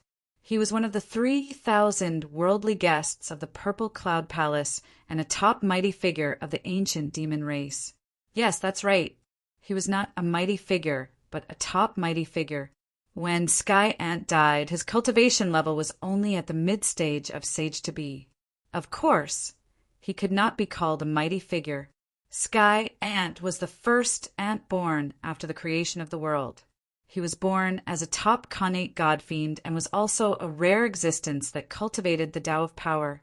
His strength was so formidable that even the Earth Bear King that Feng Zichen had killed a long time ago had to admit defeat. Sky Ant, the ant that moved the sky. He had the power to move the sky. Logically speaking, such a person shouldn't be unknown. However, Sky Ant was unlucky. He had fallen too early. Although he died at the hands of the witch race, he did not die in the battle between the witch race and the demon race. That was a period of time after the 3 Tao lectures in the Purple Cloud Palace had just ended. At that time, the demon race had not been established for long, and the heavenly courts had also been established. It was at that time that the witch race and the demon race clashed. During the battle, Sky Ant was torn to pieces by Ancestral Witch Di Jiang, and his blood spilled on the spot. When Sky Ant died, the demon race had not risen yet. After the demon race rose, he had already died many years ago. Everything about him was also buried by the candle dragon with the power of time. After being killed by Di Jiang and Zhu Jiuyin, even Di Juntai couldn't revive the heavenly ant even if he wanted to. As a result, the Sky Ant naturally became unknown. That person who had died many years ago and was almost forgotten by the world suddenly reappeared in the world. How could everyone not be surprised? Kill poor Wei again. Fellow Taoist Xianming, do you think the witch race is still the witch race and poor Wei is still the poor Wei? After Ancestral, which Xianming finished speaking, Sky Ant laughed as if he had heard a joke. At the same time, a powerful aura spread from his body, causing the world to tremble. This aura, it was the half-step primordial chaos realm. Sensing this powerful aura, everyone's hearts trembled. Tian Yi's cultivation had actually dropped from mid-saint to half-step primordial chaos. What did this mean? It meant that the Sky Ant definitely didn't revive at this time. Countless years ago, he should have already awakened. Otherwise, the Sky Ant would not be so powerful. At the very least, the Sky Ant should have been revived when the Chaos Fiend Celestial's possession tribulation broke out. If they hadn't devoured the true spirit of the Chaos Fiend Celestial, the great masters wouldn't have been able to ascend to the half-step origin immortal realm so quickly. After seeing Tian Yi's realm, Ancestral, which Xianming was a little surprised, but he didn't take it too seriously. Even if they were all half-step primordial chaos, there was still a difference in strength. He had stood in this realm for tens of millions of years and had long reached the peak. He was only one step away from the realm of primordial chaos, Daluo Jinxian. He could be said to be one of the strongest in this realm. As for Tian Yi, although he was a half-step primordial chaos expert, his strength fluctuated and was not stable. Clearly, he had just entered this realm. As such, Ancestral, which Xianming was naturally not afraid of him. Fellow Taoist, your strength has indeed improved greatly. I just don't know which fellow Taoist was willing to pay so much to get you out of the river of time and space. Ancestral, which Xianming asked curiously as he waved his hand to repel Tianyi's aura. It was very difficult to revive a great master. The price to pay was too great. However, it would be much easier to revive a great master. Moreover, this was not the key to the problem. The key question was, who exactly was it that planned ahead? Who was it that planned this countless years ago, reviving the heavenly ant and hiding it? Only today did it appear. Haha. Fellow Taoist, you don't have to worry about that. I've come here for the sake of revenge. Fellow Taoist Dijong strike all those years ago is something that I can't forget for a long time. Now that poor Wei has returned, I naturally have to settle the karma with him. Without answering Ancestral, which Xianming's question, Tian Yi changed the topic to revenge. Revenge? Ancestral, which Xianming was slightly stunned. Dijiang had fallen for countless years. How was he going to take revenge? Thinking of this, Ancestral, which Xianming's heart trembled. He could not help but think of a possibility. He did not feel good and hurriedly attacked Tian Yi. However, it was already too late. Tian Yi took out a black iron rod and smashed it directly at the primordial land. His target was Dijiang Temple. That was the place where Ancestral, which Dijiang was resurrected. Hee. Fellow Taoist Dijiang, poor Wei was killed by you back then. Now that he has returned in defiance of the heavens and destroyed your resurrection place, it can be considered an eye for an eye. Amidst the cold voice, the iron rod brazenly smashed down. In the distance, Feng Zichen could not help but feel his scalp go numb when he saw the scene. Although he did not know the origin of that iron rod, it was definitely a supreme grade innate spirit treasure. A supreme grade innate spirit treasure, coupled with Tian Yi's divine power. To put it bluntly, even Feng Zichen would not feel good if he was hit by it now. Not to mention Dijiang Temple. Tian Yi swung his rod down, and violent fluctuations burst out. The void directly turned into powder, and time and space disappeared. The myriad Tao of heaven and earth shattered one after another. Rumble. Earth, fire, water, and wind surged, interweaving with a vast destructive aura as if they were going to destroy the world. They directly drowned Dijiang Temple. No. Seeing this scene, Ancestral, which Xianming could not help but exclaim. Tian Yi's attack was too fast and too sudden. He had no time to stop it. Seeing that Dijiang Temple was about to be destroyed by Tian Yi's rod, at the critical moment, a jade-like hand reached out from the void and grabbed Tian Yi's iron rod, blocking the attack. Get lost! Accompanied by a cold reprimand, the jade-like hand trembled slightly. She actually picked up the iron rod and threw Tian Yi away. Rumble. Tian Yi's figure flew high into the sky, shattering countless voids. Then he flew directly into the chaos beyond the heavens and disappeared into the vast chaos. At this moment, the world fell silent. Even the saints did not speak. That was because they all knew who had attacked. It was Goddess Hutu, she who was observing the 6 paths of reincarnation disc. Sensed that Tian Yi wanted to destroy Dijiang Temple. She immediately attacked in anger and sent Tian Yi flying with a single strike. Destroy! Since she had already attacked, Huda did not hold back anymore.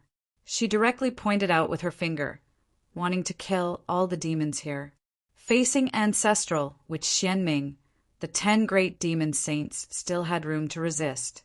However, facing Goddess Hutu, who was at the saint level, they did not even have the strength to resist. With a point of Huta's finger, the invisible wave spread out and sealed the world. It imprisoned the 10 great demon saints and the countless demon army behind them. Fear and the shadow of death attacked the hearts of the 10 great demon saints at the same time. However, they could not do anything. Under Goddess Huta's power, They could not move at all. They could only watch helplessly as they were all killed by the finger. Regret, unwillingness, and all kinds of emotions filled the hearts of the 10 great demon saints. In the blink of an eye, they were filled with despair. Endless despair. Fellow Taoist Hutu, please show mercy. Just as Huda's finger was about to land, the Grand Pure One's voice suddenly sounded from afar. Then the Taiji painting flew over and turned into a huge canopy that enveloped the 10 great demon saints and the countless demon army behind them. Fellow Taoist Grand Pure One, are you trying to stop me? Goddess Hutu paused slightly and said unhappily, Fellow Taoist Hutu, please calm down. It's not that Poor Way wants to stop you, but I have no choice. As he spoke, the Grand Pure One bowed solemnly to Hutu. Fellow Taoist, please spare the demons this time for the sake of the gate of witchcraft. Hearing that, Hutu fell silent. If the Grand Pure One asked her to give him face and let the demons off, Hutu could naturally reject him in disdain. However, since the Grand Pure One used the gate of witchcraft as an excuse, Hutu could not attack the demons. The gate of witchcraft was the current barrier of the primordial world. It was also formed by countless experts of the witchcraft and demons. This gate concerned the safety of the primordial world and was very important. For that, after the gate of witchcraft was born, the witchcraft and demons, who had lost their destiny, instantly had their destiny extended and had the possibility of rising again. It could be said that as long as the gate of witchcraft was still around, the ancient demons would not be in danger of being exterminated. Once the ancient demons were exterminated, the gate of witchcraft would probably collapse in half. In that case, it would probably give the Chaos Fiend Celestial a chance to enter. At that time, the living beings would really be plunged into misery and suffering. In order to obtain the great Tao fruit, the Chaos Fiend Celestial did not want to destroy the primordial world. However, they needed to obtain the essence of the primordial world so that they could gain the upper hand when the great Tao fruit appeared. Goddess Hutu could ignore the Grand Pure One's words, but she could not ignore the safety of the primordial world. Therefore, Huda hesitated. Forget it, I'll forgive them this time. After a long silence, Huda said, then, she slowly retracted her hand. However, just as she was about to leave, she suddenly thought of something and said, Taoist Tian, he wants to destroy my brother's temple. He can be exempted from death, but he can't escape punishment. Punish him to guard my brother's temple. When my brother returns, I'll set him free. After saying that, regardless of whether the Grand Pure One agreed or not, Goddess Hutu directly captured Taoist Tian Yi from the chaos outside the sky and turned him into a stone statue, standing at the entrance of the Dijiang Temple. What was domineering? This was it. After this incident, no one in the primordial world would dare to touch the ancestral Magus Temple. Seeing this, the Grand Pure One's mouth twitched and said, As long as you're happy, fellow Taoist. Little did he know that when he said this, his heart was bleeding. The person who had revived Taoist Tian Yi countless years ago was him, the Grand Pure One. It could be said that Taoist Tian Yi was one of the few trump cards in the Grand Pure One's hands. However, he did not expect that Taoist Tian Yi would be suppressed by Goddess Hutu the moment he appeared before he could do anything. It really made one's heart bleed. If he had known that this would happen, the Grand Pure One would not have revived Taoist Tian Yi back then. He would have wasted so much of his effort. To be honest, the Grand Pure One really did not expect that Taoist Tian Yi would destroy the Dijiang Temple. He clearly knew that the Lady of Earth was still in the world. So why did he dare to attack the Dijiang Temple? Did he really think that the Lady of Earth was made of mud? If the ancestral Magus Temple was so easy to destroy, it would have been destroyed long ago. How could it have stood in the primordial world for so many years? Taoist Tian Yi was simply retarded. The Grand Pure One had asked him to come out to block the ancestral Magus, Xianming, for a period of time.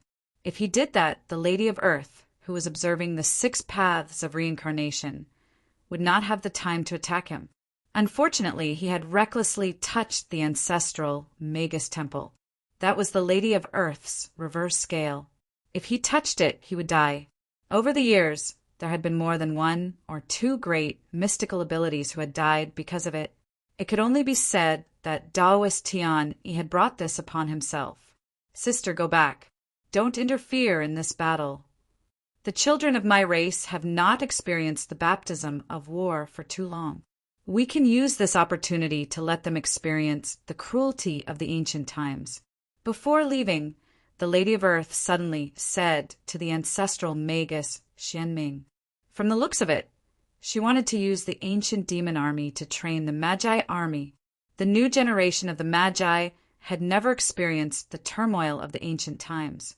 Naturally, their quality was far inferior to the ancient Magi warriors. Now that the ancient demon clan had reappeared, they could use them to train their clansmen. At the same time, they could let the people of the Magi remember the hatred between them and the demon clan. Time was enough to dilute everything. As the old people withered, the new clansmen did not have the unforgettable feeling and would gradually forget the hatred of the past. That was why the Lady of Earth let the Magi fight with the demon clan.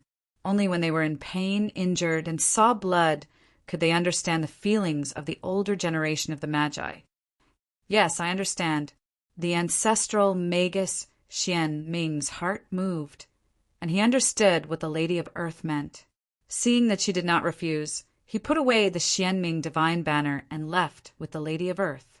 Just as they left, a few figures that the 10 great demon gods were very familiar with rushed out of the ancestral Magus temple. There were 10 ancient great wizards, including 9 Phoenix, Xianglu, and Tianhao. These were also sage-to-be experts. Alas, there were originally 12 great wizards, 1 for each tribe. However, Hou-Yi of the Dijiang tribe and Xing Tian of the Huta tribe were no longer there. Hou-Yi was still in the reincarnation cycle, while Xing Tian was in the critical period of transformation and could not appear. Otherwise, Xing Tian alone would have been able to sweep through the 10 great demon saints without the use of formations. There were 10 great demon saints and 10 great wizards.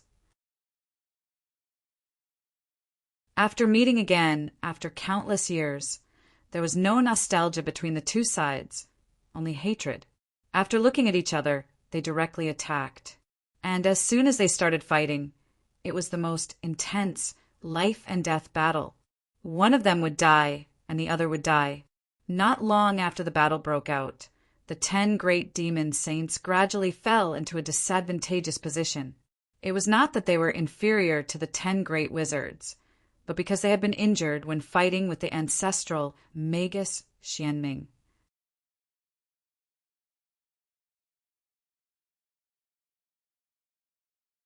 Chapter 753.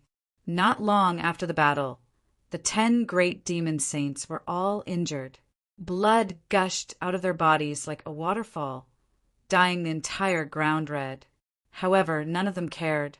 They still looked fearless as they fought the 10 great shamans. At this point in the battle, it could be seen that it was only a matter of time before the 10 great demon saints were defeated and died. The injuries that Grand Shaman Xianming had left on them were too serious. It had seriously affected the 10 great demon saints' combat strength. As a result, when they faced the 10 great shamans, they fell into a passive state and had no choice but to hold on bitterly. Knowing that they were going to die, the 10 great demon saints still did not choose to escape. Such a tragic spirit was truly moving. But was this really the case? As the battle became more and more intense, Baizé retreated as he fought, gradually retreating to a secret realm in his memory. Boom! When he was not far from the secret realm, Baizé suddenly found an opportunity to take a blow from Xianglu and was sent flying. And the direction he fell was where the secret realm was. The secret realm that Di Jun had told him about in the past. Kill! Seeing that Baizé was injured, Zhu Feng suddenly abandoned his opponent and joined forces with Xianglu to kill Baizé, who had fallen to the ground. Rumble! In an instant, Divine powers that blotted out the sky and covered the earth were blasted out from the two of them, drowning Bai Zhe, who had fallen to the ground. The other 9 demon saints wanted to help, but they were blocked by the 8 great shamans. They could only watch as Bai Zhe was torn to pieces by the 2 great shamans, Xiang Lu and Jiufeng. With a bang, a rain of blood fell from the sky. It was Monster Saint Bai Zhe's body that had been forcefully blown apart. Whoosh, a breeze blew past, and the rain of blood fell. Bai Zhe's body reappeared.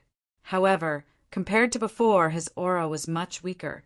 There was blood at the corner of his mouth, and his face was incomparably pale. Obviously, he was seriously injured. With a wah, Bai Zhe could not help but vomit a large mouthful of blood.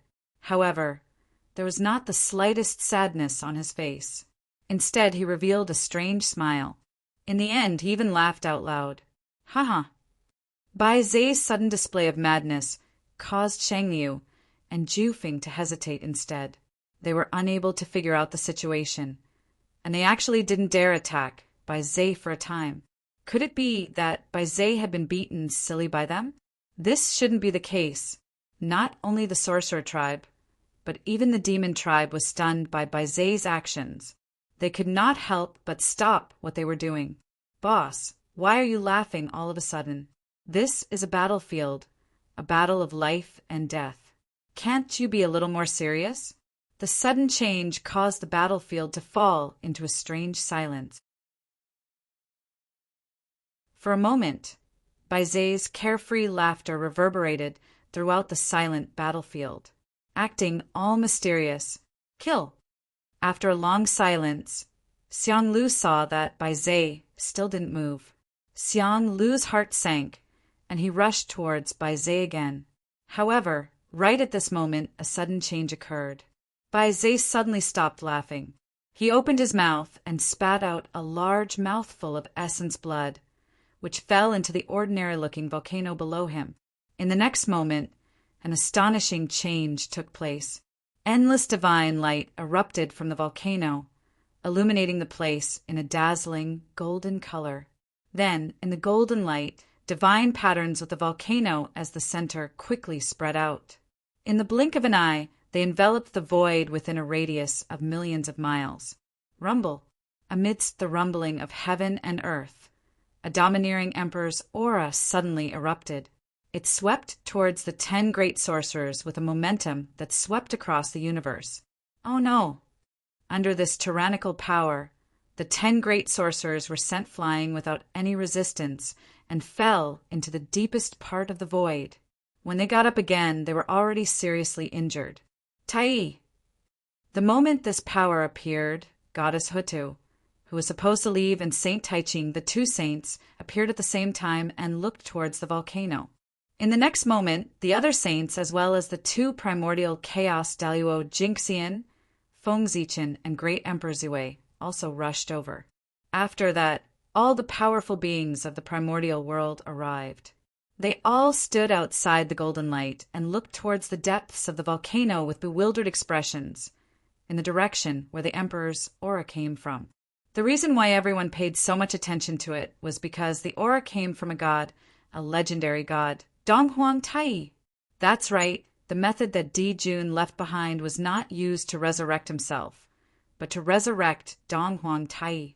It's Lord Donghuang, not His Majesty. At this moment, not to mention others, even Bai Zhe, who had activated Di Jun's backup, was shocked. Back then, when Di Jun told him to do it, he did not say that it was prepared for Tai. That day, when Bai Zhe was in seclusion, Di Jun suddenly appeared in front of him and gave him a ball of essence blood. He said that if he could not be resurrected after he died, he could take this ball of essence blood to a secret realm. The secret realm that Di Jun mentioned was the volcano under his feet. Countless years after Di Jun's death, there was still no sign of him being resurrected. Bai Zhe thought of Di Jun's words back then and took this opportunity to rush here. As for that ball of essence blood, it was naturally the ball that Bai Zhe spat out. The backup plan that Di Jun left behind was not something that Bai Zhe's essence blood could activate no matter how bad it was.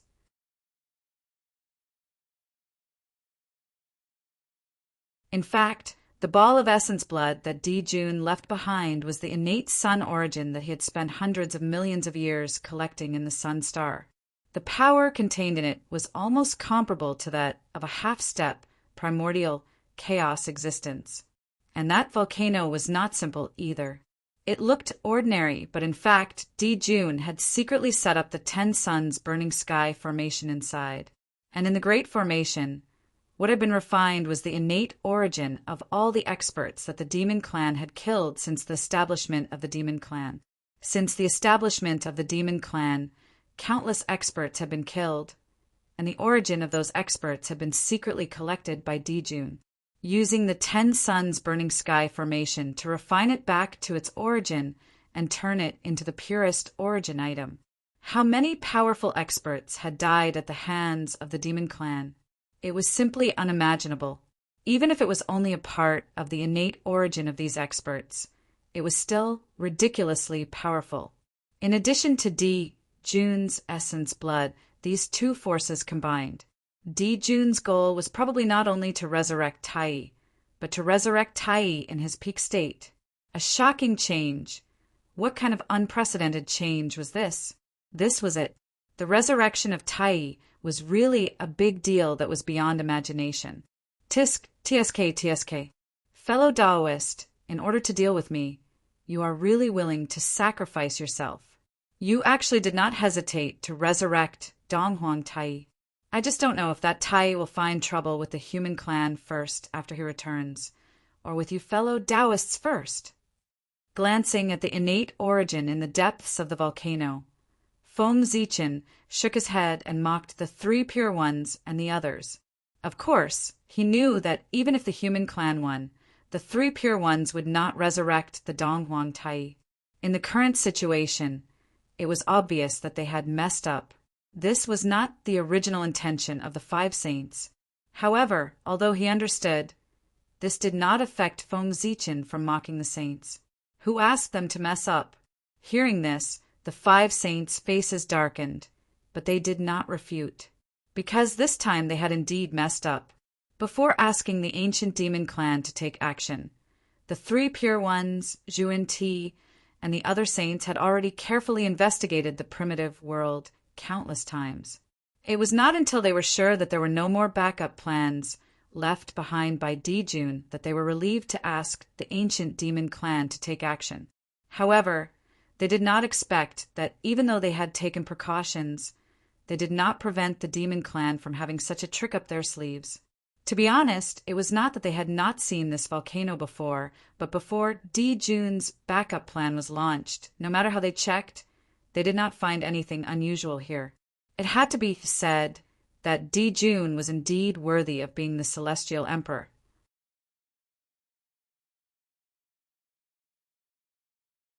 This method of hiding things was really brilliant, even hiding from the saints. Thinking of this, Feng Zichen was amazed by Jun's brilliant method. But suddenly he felt a familiar aura from the divine pattern. That aura was high and indifferent. If it was deeper, it would be exactly the same as the aura of the Tao ancestor. The Tao ancestor. Thinking of this, Feng Zichen's heart trembled slightly, and he thought of a possibility. Then he turned his head to look at the 3 pure ones, and, as expected, he saw that their faces were even darker. Feng Zichen could sense the aura of the Tao ancestor, so naturally the 3 pure ones, as their direct disciples, could also sense it. At this point, the truth had been revealed. It was not that Jun's method was so brilliant that the saints could not discover it, but that the Tao ancestor's method was too brilliant. Back then, out of his own bad taste, the Tao ancestor had left many small things on the treasure-snatching rock. These things, how to put it, might not be very powerful, but their functions were definitely strange. Some were for escaping, some were for hiding auras, and some were for attacking. In short, there was nothing they could not do, as long as you could not think of it. Looking at the current situation, it was obvious that Jun had obtained a treasure that could hide auras and used it here. It was no wonder that the saints could not discover the problem. This time, the 3 pure ones had been cheated by their master. so it would be strange if their faces were not dark. Suppressing his anger, Saint Juenti said to Feng Zichen, "Taoist friend Gaochen, don't be sarcastic. Do you want to see Tai return?" If there was anyone present who did not want to see Tai return, it was none other than Saint Juenti. Just as Feng Zichen had said, after Dong Huang Tai returned, if he wanted to take revenge, his first target would not be the human clan. The human clan regarded the demon clan as their mortal enemy, but the demon clan did not think so. Their mortal enemy was the wizard clan. If they wanted to take revenge, the first thing they would look for was the wizard clan. The second, of course, was our Saint Juenti. If he had not released the 10 golden crows, so many things would not have happened. With this karma, Taoist Jueni was naturally unwilling to see Dong Huang Tai return. Humph! Hearing this, Feng Zichen snorted coldly but did not continue speaking. At this time, the human clan was in a critical period, so he was naturally unwilling to see Tai return at this time. "Everyone, let's do it. If we continue to hesitate, Tai will really come back." Saint Tai Ching glanced at everyone and said, he wanted to combine everyone's strength to forcefully interrupt Di Jun's backup plan. Resurrection required time. The more powerful the existence, the longer the time needed. During this period of time, outsiders would have a chance to destroy it.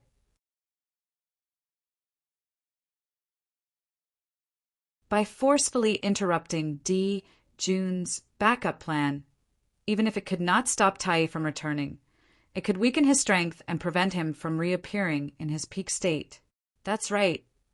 Everyone, the other 5 saints, Feng Zichen, and Great Emperor Zhui, nodded in agreement. They did not want to see Tai return. However, when they nodded, Feng Zichen looked at Saint Tai Ching in surprise. He felt that Saint Tai Ching's reaction was a little strange.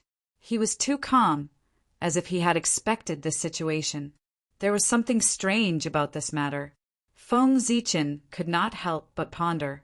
That's right, Saint Tai Ching was indeed very calm, because the situation in front of him was completely within his expectations. How could a saint make such a simple mistake? If they really wanted to stop Bai Zhe, how could Bai Zhe have the chance to activate Di Jun's backup plan? With just a thought, he could freeze Bai Zhe on the spot. He even wanted to spit out blood essence. Dream on. The reason why Bai Zhe could complete his plan so easily was the result of the saint's deliberate plan. The saint had always been unafraid of figuring out Di Jun with the greatest malice. Therefore, even if they searched the entire primordial world, they did not think that they had completely destroyed the backup plan left behind by Di Jun. There must be something left behind by Di Jun in the primordial world. It was just that they could not find it. After thinking about it, the saint felt that Di Jun's backup plan should be related to the ancient demon race.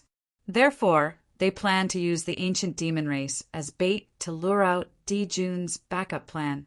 If they succeeded, they could destroy Di Jun's backup plan in one fell swoop and solve a huge problem. If they failed, it would be fine.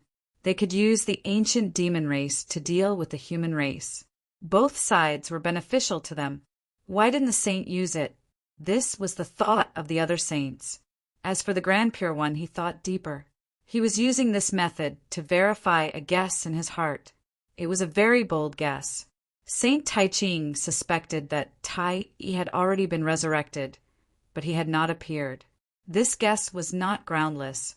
First of all, the Chaos Bell had disappeared after Tai died. Who could guarantee that Tai's true spirit had dissipated and was not hiding in the Chaos Bell?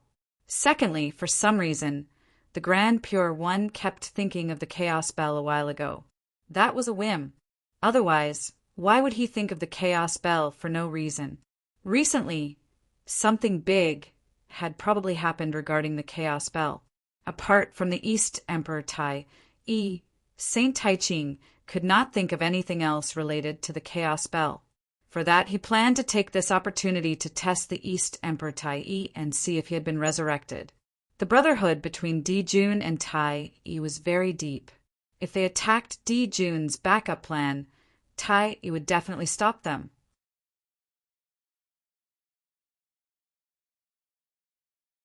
However, things were often unexpected.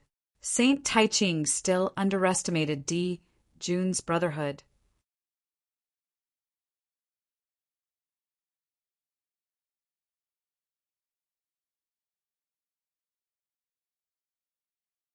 Chapter 754. Who would have thought that the backup plan Di Jun left behind was not to revive himself, but to revive Tai? This kind of brotherly love was truly moving. However, it did not matter. The Grand Pure One's goal was only to confirm the life and death of the Eastern Emperor Tai. As for who this backup plan was left behind for, he did not care much. Kill! At a certain moment, everyone attacked. At the same time, they unleashed their divine abilities and blasted towards the core of the volcano, including Feng Zichen and Great Emperor Ziwei. There were a total of 7 primordial chaos Daluo Jinxian figures. When they joined forces to attack one place, their power could be imagined. Rumble! In an instant, the sky collapsed and the earth cracked. Unparalleled power erupted, almost drowning everything. It seemed that the 7 terrifying divine abilities were about to blast into the volcano. However, suddenly, Feng Zichen and the Grand Pure One changed the direction of their attack.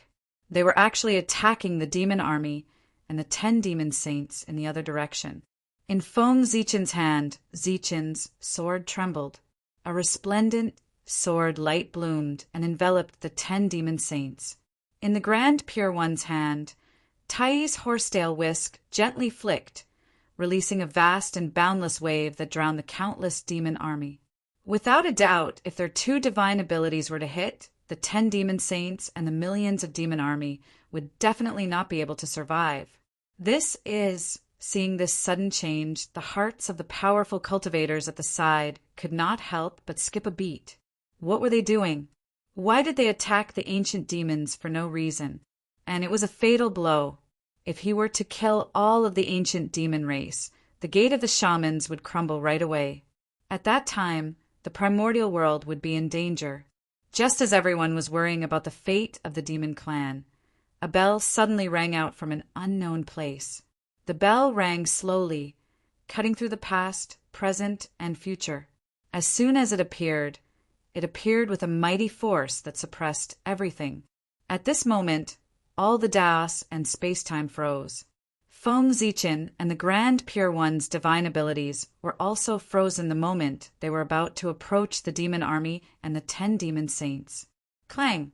After that, another bell chime was heard. The mystical abilities of Feng Zichen and the Grand Pure One were instantly destroyed. Bell of Chaos!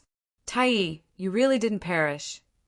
Feng Zichen and the Grand Pure One shouted at the same time when they heard the familiar bell. Then, the 2 of them unleashed their connate cardinal treasures and charged toward the depths of the void. It turned out that Feng Zichen and the Grand Pure One did not intend to destroy the backup plan left behind by Di Jun. This was because, in their hearts, Tai had most likely been resurrected, or rather, he hadn't fallen all back then.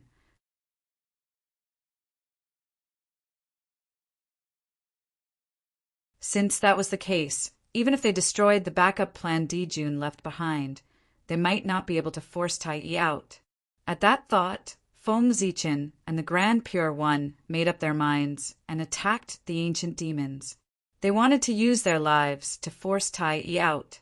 Tai could ignore the backup plan that Di Jun had left behind for him, but he definitely could not ignore the survival of the ancient demons. Therefore, if Tai was still alive and saw that someone wanted to destroy the ancient demons, he would definitely appear to save them. Feng Zichen and the Grand Pure One thought of the same thing. Of course, although the 2 of them were ruthless, they could not really destroy the ancient demons. Therefore, when the 2 of them attacked, they restrained their strength. This was also why Tai had been able to easily destroy their mystiques with a single strike. At that moment, before everyone could figure out the exact situation, they saw Feng Zichen and the Grand Pure One charging into the depths of the void at the same time. Rumble, almost at the same time, a terrifying fluctuation came from the depths of the void. Clearly, an unimaginable battle was erupting inside. It was also at that moment that everyone understood what had happened. The East Emperor was not dead. Tai Yi of the East Sea was not dead. Just now, the chaos bell rang. There was no doubt that the East Emperor Tai Yi had attacked. Otherwise, Feng Zichen and the Grand Pure One would not have such a huge reaction and rushed into the depths of the void without caring about anything. Hiss! The East Emperor Tai Yi was fine or had been revived. This was definitely shocking news. Where had he been all these years? Why did he not appear? Did he have some shocking plan? For a moment, everyone's thoughts were in a mess. However, at that moment there was a bang. The void suddenly shattered and turned into dust. Following that, a powerful shockwave swept out and turned everything into nothingness. Oh no! When the powerful cultivators nearby saw this, they immediately knew that something was wrong. They did not dare to hesitate and directly took out their Dharma treasures. They tried their best to block the fluctuations from the depths of the void. This power was too strong. If it was allowed to spread, even the entire primordial world would be stirred into nothingness. A primordial chaos expert had the power to destroy heaven and earth, not to mention the 3 primordial chaos Deluo Jinxian who had primordial chaos treasures. They fought fiercely in the depths of the void. The aftermath of their divine powers would definitely cause the destruction of the primordial world. Although everyone joined forces and could not completely block the aftermath of the 3 people's fight, they were still able to limit it to a certain range so that it could not harm the primordial world. On the other side, the Saints' joint attack on the backup left by Dijun was also hindered.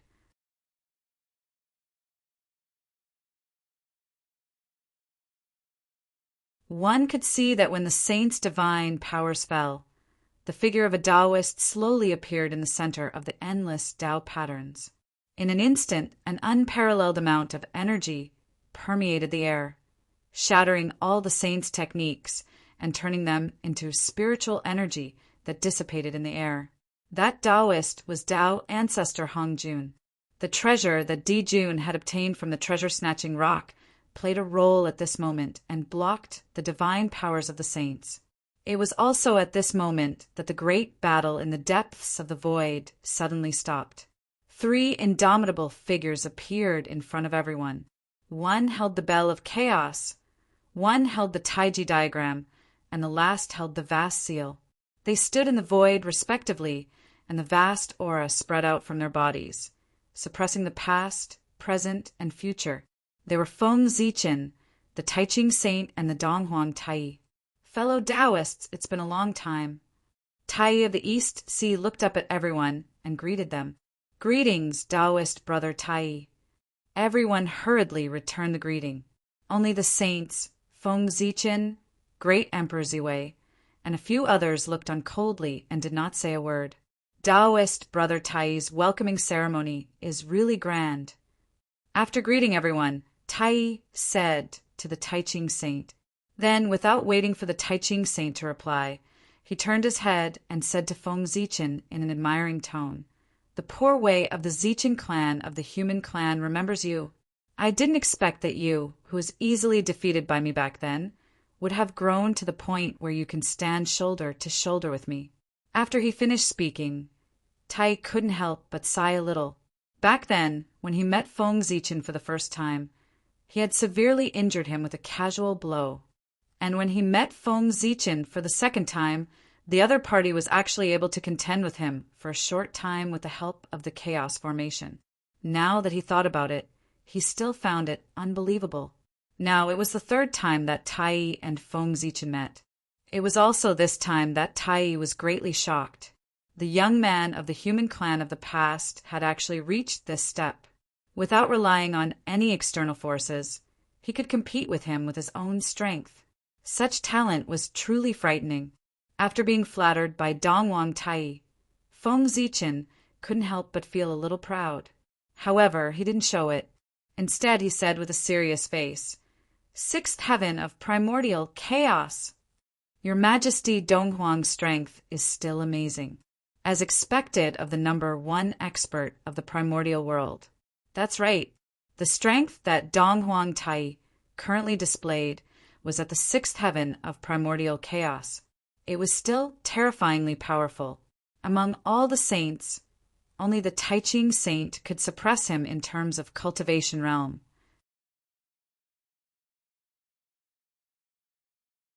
As for Feng Zichen, only the Ziwei Emperor could stand shoulder to shoulder with him. They were both at the sixth heaven of primordial chaos. As for the other identities, even the strongest North Star was still inferior to him in terms of cultivation realm. Dong Huang Tai's strength was evident from this. At the same time, this also meant that Dong Huang Tai definitely wasn't resurrected now. He should have been resurrected countless years ago. In other words, he didn't die in the battle between the liches and demons back then. Instead, he faked his death and escaped. If that wasn't the case, Dong Huang Tai's cultivation realm wouldn't be so strong. He remembered that when Dong Huang Tai died back then, he was only at the third heaven of primordial chaos. Now he was already at the sixth heaven of primordial chaos, infinitely close to the seventh heaven of primordial chaos. Wouldn't it be an insult to people's intelligence to say that he was resurrected recently? One resurrection directly raised his cultivation realm by 3 heavens. If that was the case, then what cultivation did they have to cultivate? If that was the case, what was the point of cultivating? They could just do sit-ups and revive each time they died. Well, since it was confirmed that Tai wasn't resurrected recently, then the question was, where had Tai been all these years? What had he done? Why didn't he show up? However, despite his doubts, Feng Zichen didn't ask. This was because someone was more curious than him about what Tai had done all these years. Tai, since you've been resurrected long ago, why didn't you show up? What plans did you have for hiding all these years? Saint Juan Ti asked with a sullen face. At this moment, he was already a little flustered. To be honest, Saint Juan Ti had thought that Tai might be resurrected, but he had never thought that Tai would be so strong after being resurrected. One had to know that Saint Juan Ti's current realm was only at the 5th heaven of primordial chaos. Tai, on the other hand, was at the 6th heaven of primordial chaos. This was a realm stronger than him. Back then, he couldn't compare to Tai, so it was fine. However, countless years after Tai's death, he still couldn't compare to Tai. This made it difficult for him to accept. How could Tai be so strong? A wave of anger burned in Saint Juan Ti's heart, almost drowning his rationality. In his heart, unwillingness and hatred intertwined. He hated that he was inferior to Tai. In fact, Saint Juan Ti's heart was filled with fear rather than anger. Thinking of what he had done in the past, he was afraid that Tai would settle the score with him. Although saints were immortal, they would still feel pain and be injured. If he couldn't beat Tai, then Tai could beat him and humiliate him. To a saint, this was something that was even more unacceptable than death.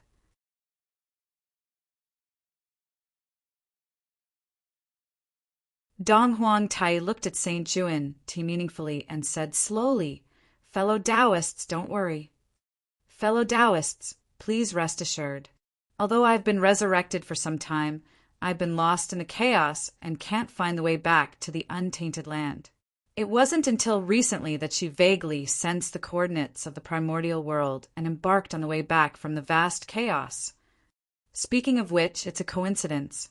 Originally, it would take a long time for poor Wei to return to the primordial world. However, at this moment, a call suddenly came from the primordial world, pulling poor Wei back to the primordial world. It's also because of this that poor Wei was able to appear in time and save the children of our demon clan from the 2 fellow Taoists. Sigh, I have to thank Big Brother for leaving behind a backup plan. Otherwise, poor Wei would have been lost in the chaos for some time. After saying that, Tai glanced at the backup plan left behind by Dijun, his eyes full of gratitude. Although he didn't use the backup plan left behind by Dijun, he felt the friendship in it. After hearing Tai's explanation, everyone hesitated for a moment and chose to believe him. Tai had never lied in his life, because he disdained lying. He was such a proud person. Since Tai said that he was lost in the chaos, then he must have been lost in the chaos. Fellow Taoist, you didn't die. Is it because of the bell of chaos? After thinking for a while, the Grand Pure One asked. When the others heard this, they also looked at Tai curiously, looking forward to his answer. It was really strange. Tai had clearly sacrificed himself, so why hadn't he died? It was almost impossible to say that Tai had faked his death. Back then, Tai had sacrificed himself in front of everyone. If he could successfully fake his death like this, then everyone's eyes could be thrown away. Tai definitely had the ability to hide from one or two people. However, if he really had the ability to hide from everyone, the outcome of the battle between the liches and demons would not have been like that.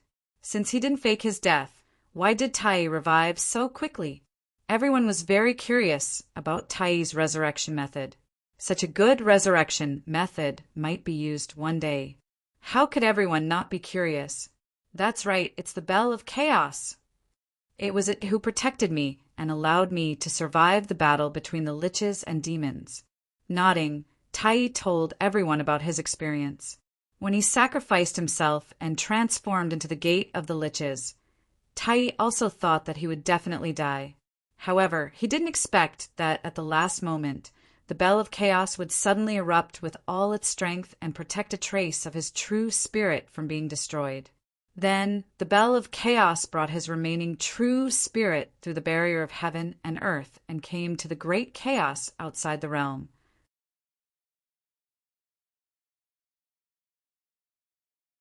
The bell of chaos, the legendary heaven-opening treasure, had the power to suppress the chaos. When Pangu opened the sky, he used the bell of chaos to suppress the chaotic chaos chi. The chaos chi here referred to the chaos chi of the great chaos outside the realm, not the chaos chi of the chaos outside the realm.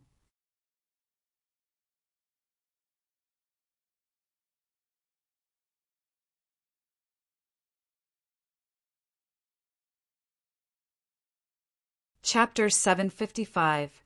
The bell of chaos left the primitive world and entered the great chaos. It was like a fish in water, very comfortable. In the great chaos, the bell of chaos operated on its own, gathering chaos chi from all directions and condensing chaos origin for Donghuang Tai to recover from his injuries. Just like that, with the help of the bell of chaos, Donghuang Tai quickly regained consciousness. After regaining consciousness, Tai wasn't in a hurry to return to the primitive world. Instead, he focused on recovering from his injuries in the great chaos. By the time he reassembled his body and fully recovered, countless years had passed. It was also at this time that Tai suddenly realized that he who had drifted in the great chaos for countless years had lost his way. He couldn't find his way back to the primitive world. Left with no choice, Tai could only cultivate while searching for a way back to the primitive world. Under the protection of the bell of chaos, Tai wasn't afraid of encountering any danger, nor did he have to worry about encountering chaos demon gods. The bell of chaos still had the ability to block the chaos demon god senses. Just like this, Tai began to wander around the great primal chaos by himself. Countless years had passed, although Tai still hadn't found his way back to the primitive world. His strength had increased greatly.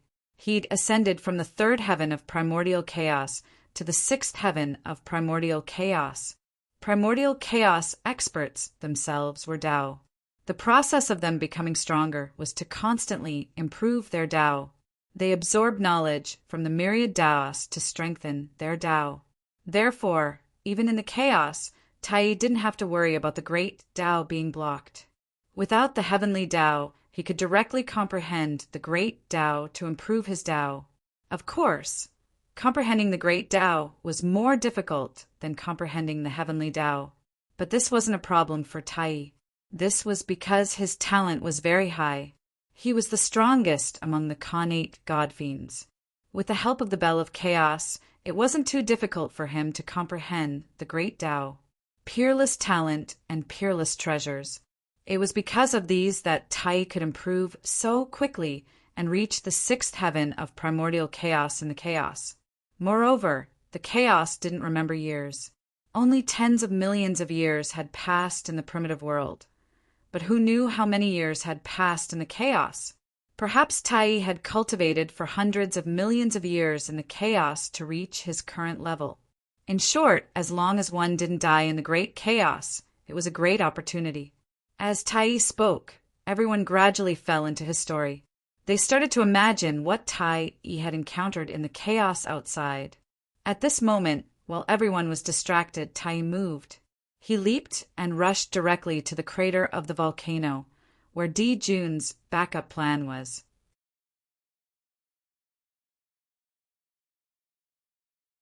He wanted to take advantage of this opportunity to take away the congenital origin before everyone else.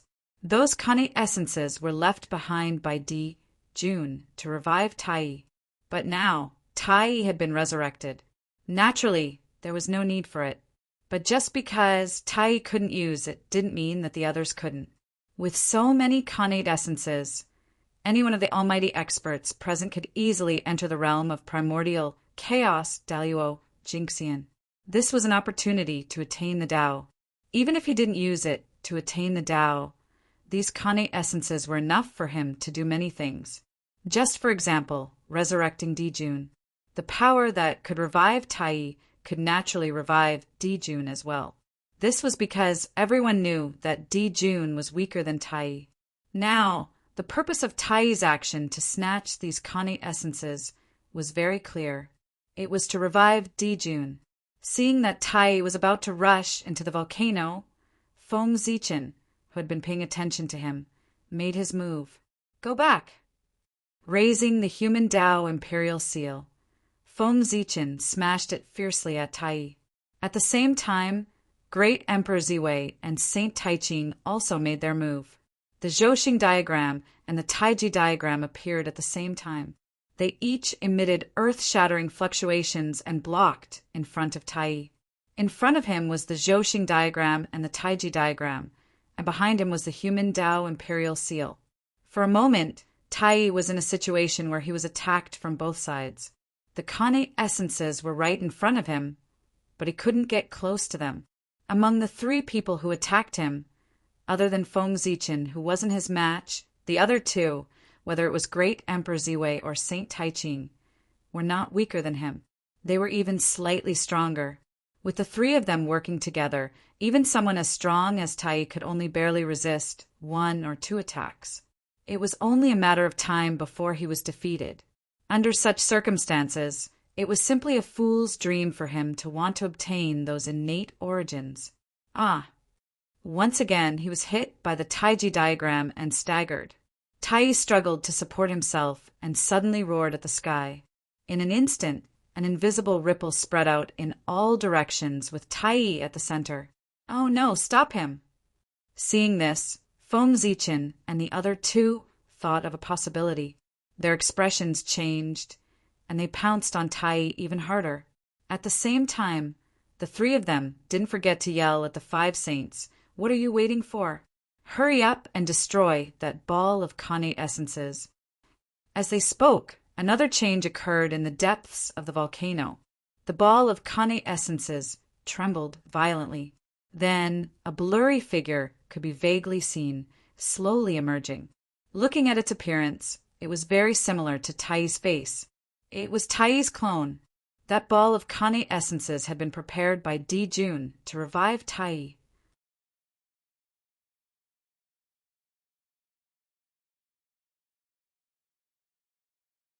Naturally, it was connected to Tai's aura. Now, Tai was forced into a desperate situation by Feng Zichen and the other two. In order to seize the Kane essences, Tai had used the connection between him and the Kane essences to forcefully turn them into his clone. In this way, once the clone was born, no one could stop Tai from taking the Kane essences away.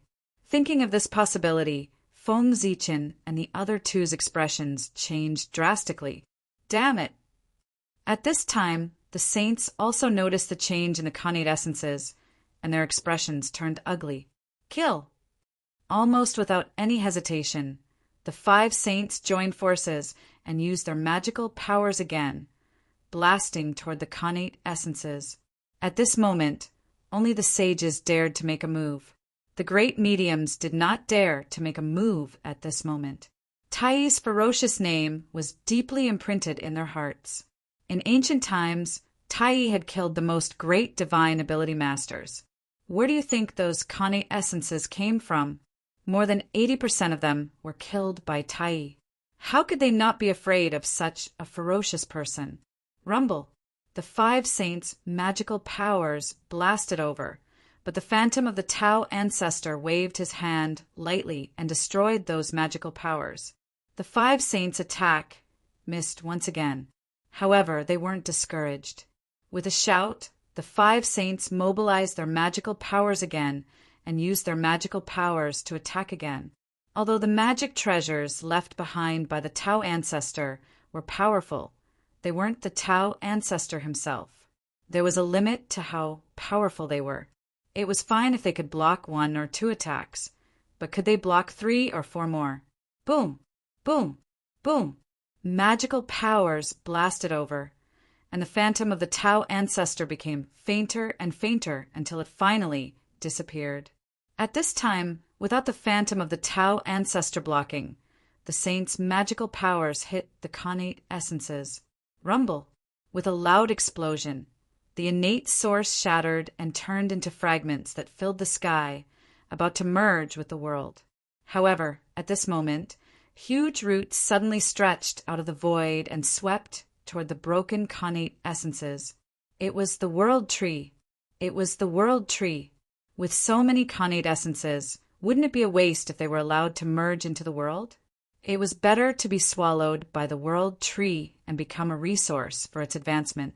When the world tree advanced in the future, it could better replenish the world. That was the true definition of sustainable development. Thinking of this while fighting with Donghuang Tai, Feng Zichen didn't forget to secretly communicate with the world tree and inform it to devour these connate essences. Seeing the roots that had suddenly rushed out and were wantonly devouring the Xiantian origin fragments, everyone's first reaction was to destroy them.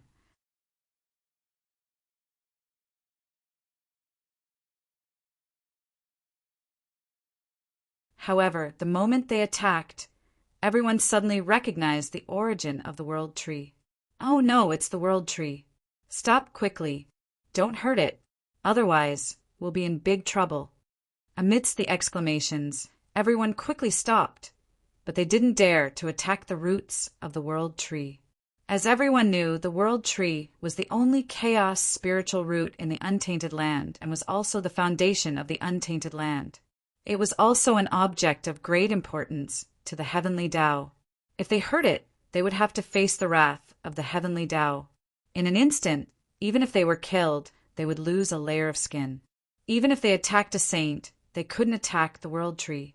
Its identity was that important.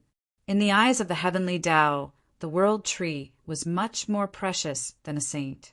After all, with the world tree, the eldritch world wouldn't be completely destroyed no matter what. As the world tree grew, the eldritch world would also be qualified to advance. How could the heavenly Tao allow such a treasure to be destroyed? Damn it! Seeing the connate essences being shattered by the saints, Donghuang Tai was furious. He placed the bell of chaos in front of him and pushed fiercely. Instantly, with a clang, the bell of chaos collided with the human Tao imperial seal, the Zhouxing diagram, and the Taiji diagram. Rumble. Destructive fluctuations spread out. In an instant, everything melted and everything ceased to exist. Everything turned into nothingness. After a fierce collision, the 4 connate cardinal treasures were sent flying back. Poof! Poof! Poof! Poof! The 4 treasures flew back, and the terrifying recoil came. The 4 immediately spat out mouthfuls of blood, each of them injured. Among the 4, Donghuang Tai's injuries were the most serious. His body almost collapsed like a broken porcelain, and his entire body was covered in cracks. After all, Feng Zichen and the other 2 each suffered a portion of the recoil, but he suffered 3 portions. After the 4, the ones injured were the great gods. to prevent the Four's battle from affecting the Eldritch world. Everyone had been trying their best to seal off the battlefield, but this time the four of them had used their full strength, and the aftermath of the divine ability had far exceeded the limits of what they could bear. As soon as they came into contact, they were heavily injured and broke through the defense they had set up. If the other saints hadn't helped at the critical moment and spread the aftermath of the divine powers, the Eldritch world would have been destroyed. Come!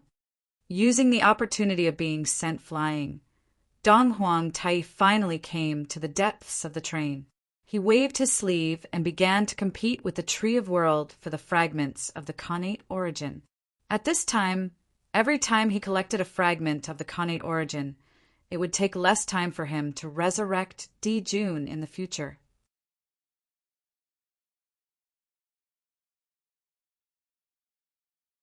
Seeing this, Feng Zichen and the other two didn't care about besieging Tai. They also joined the battle for the connate origin. Di Jun had left behind too many connate origins. Its value wasn't much lower than that of connate treasures. If not, how could he resurrect Tai in his peak state? Such a supreme treasure. Not to mention others, even a sage would be tempted. After Feng Zichen and the other two, the other saints also joined the fight. For a moment, the scene became even more chaotic. As time passed, for some reason, the crowd started fighting as they fought over the items. A chaotic battle broke out. Clang! Tai suddenly shook the bell of chaos and charged toward Saint Juanti. At the same time, Heavenly Lord of Primordial Beginning waved the Panga banner and charged toward Feng Zichen. On the other side, seeing Heavenly Lord of Primordial Beginning charging toward Feng Zichen, Great Emperor Ziwei was about to save him. However, beside him, Saint Taiching suddenly charged over with the Taiji painting. Helpless, Great Emperor Ziwei could only activate the Heavenly Cycle Star map and fight with Saint Taiching. On the other side, Lady of Earth was about to stand up and help when she saw this. However, before she could move, Grand Master of Heaven had already charged over with the four immortal slaying swords. Sighing, Lady of Earth took out the shadow of the 6 paths of reincarnation and faced the 4 immortal slaying swords. As for Saint Jieyin, the moment Dong Huang Tai attacked Saint Juanti, he had already run over to help. He joined forces with Saint Juanti to fight against Dong Huang Tai. Otherwise, Saint Juanti alone would definitely not be a match for Dong Huang Tai. As for Goddess Niwa, she did not appear in this battle. Her identity was too awkward. Even though Empress Hua of the demon race had left the demon race, there was still a relationship between them. It was not appropriate for her to attack Dong Huang Tai. Therefore, she decided not to show up to avoid awkwardness. Of course, Goddess Niwa only had so much friendship with the demon race. After avoiding Dong Huang Tai a few times, this relationship was completely severed. At that time, they would only be fellow Taoists and not fellow Taoists of the past. However, at this moment, Goddess Niwa had no choice but to make a move. The cauldron of heaven and earth hung down from the sky, emitting an aura that could suppress the universe. It worked together with the great divine abilities and separated the battlefield where Feng Zichen and the others were from the primordial world and threw them into the chaos outside the heavens. After that, the cauldron of heaven and earth stood between heaven and earth, suppressing the restless earth, fire, water, and wind, stabilizing the order of the primordial world. Just as Goddess Niwa made a move, the few people who were fighting also felt it. They were very cooperative and allowed her to strip the void.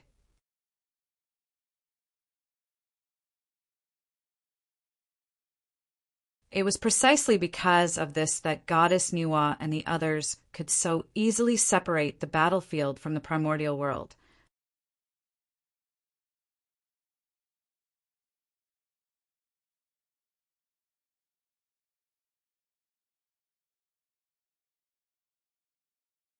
Chapter 756. The battlefield formed by the chaotic battle of the 9 primordial chaos experts could not be shaken by the power of Niwa and the great mediums if they did not deliberately do so. Rumble. As the void trembled, the 9 primordial chaos experts, together with the roots of the world tree, charged into the chaos beyond. After reaching the chaos beyond, the 9 of them no longer had any scruples and attacked each other with all their might. In an instant, the 7 connate ultimate treasures rose into the air. Destructive power was released from their bodies.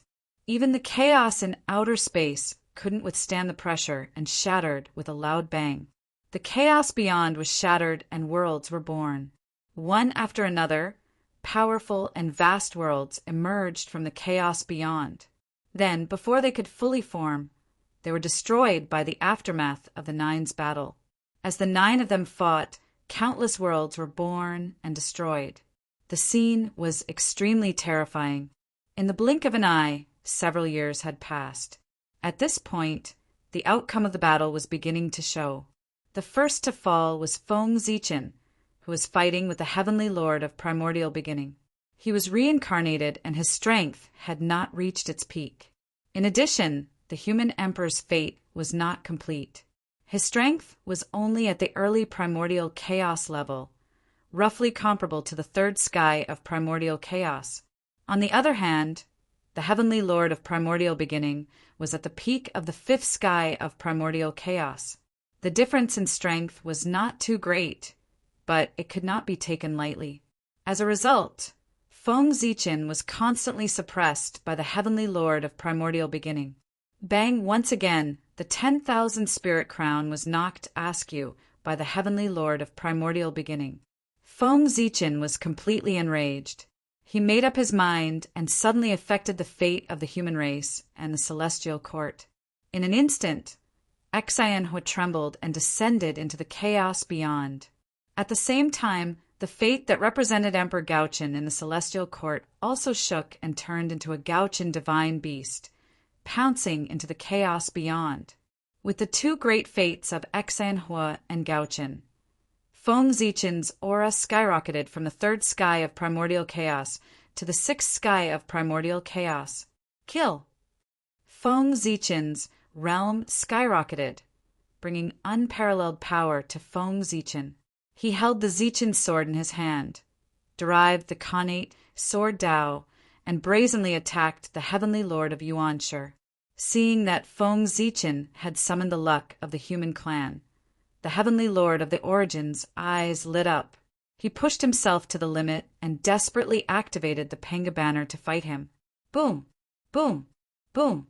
Panga's banner continued to vibrate, unleashing streams of terrifying chaotic sword chi that seemed to be able to split the heavens and earth apart, shattering the boundless chaos. Buzz, buzz, buzz!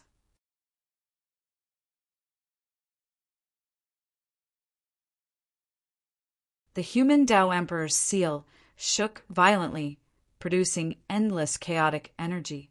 Then, one could see a giant finger standing in the chaos, emitting a boundless and ancient aura.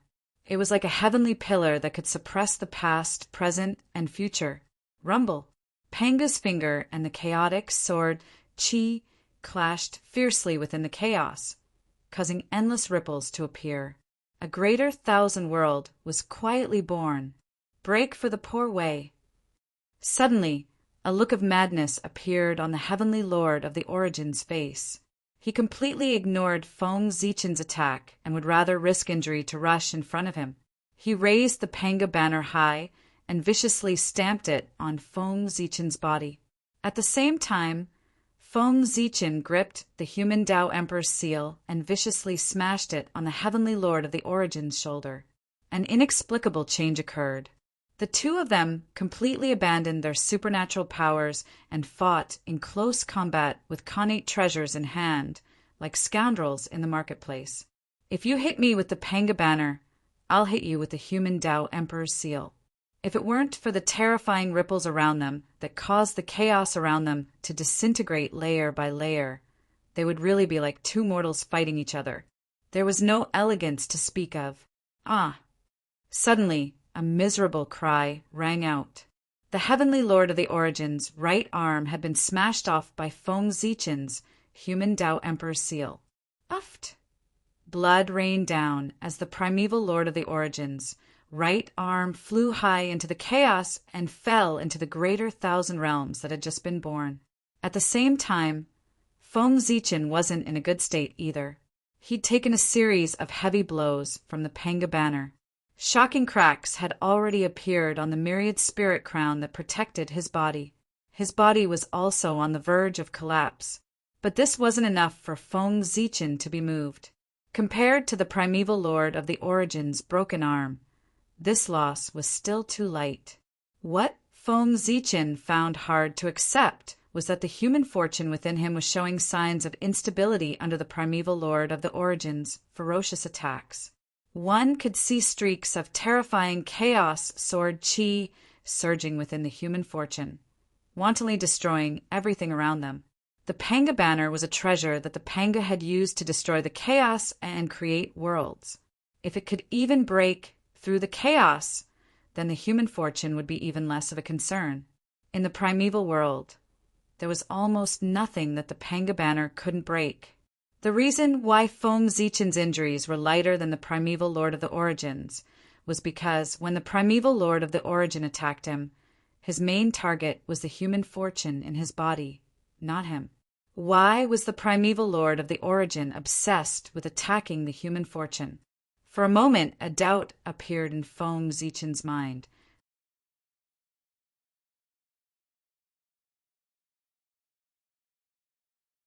However, there was no time for him to think.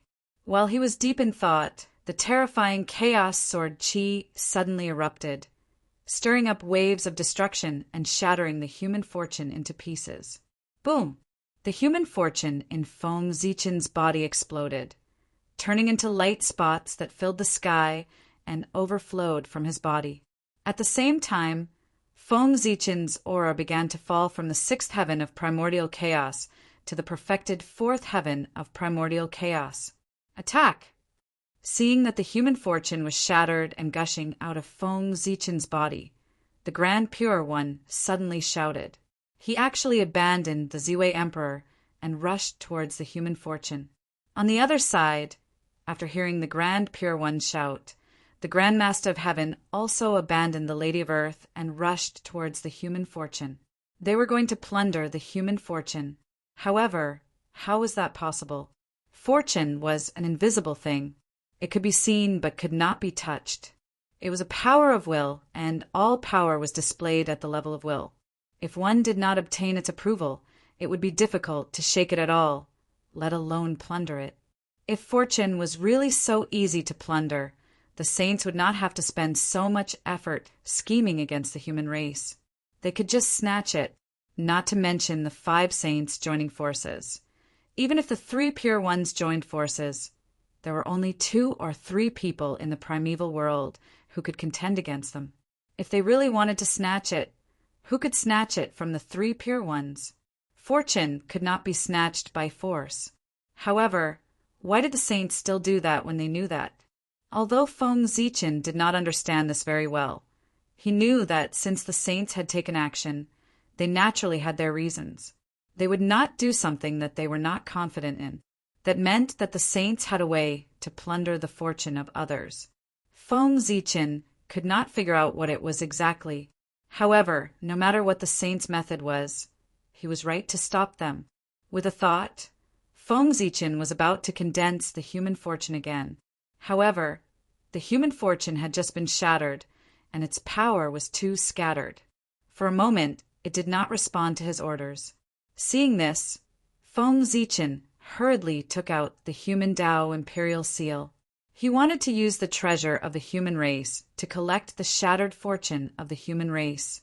However, at that moment, the heavenly lord of primordial beginning forcefully suppressed his injuries and charged towards him again. Panga's banner soared into the sky and blocked the human Tao imperial seal. Helpless, Feng Zichen could only continue fighting with the heavenly lord of primordial beginning.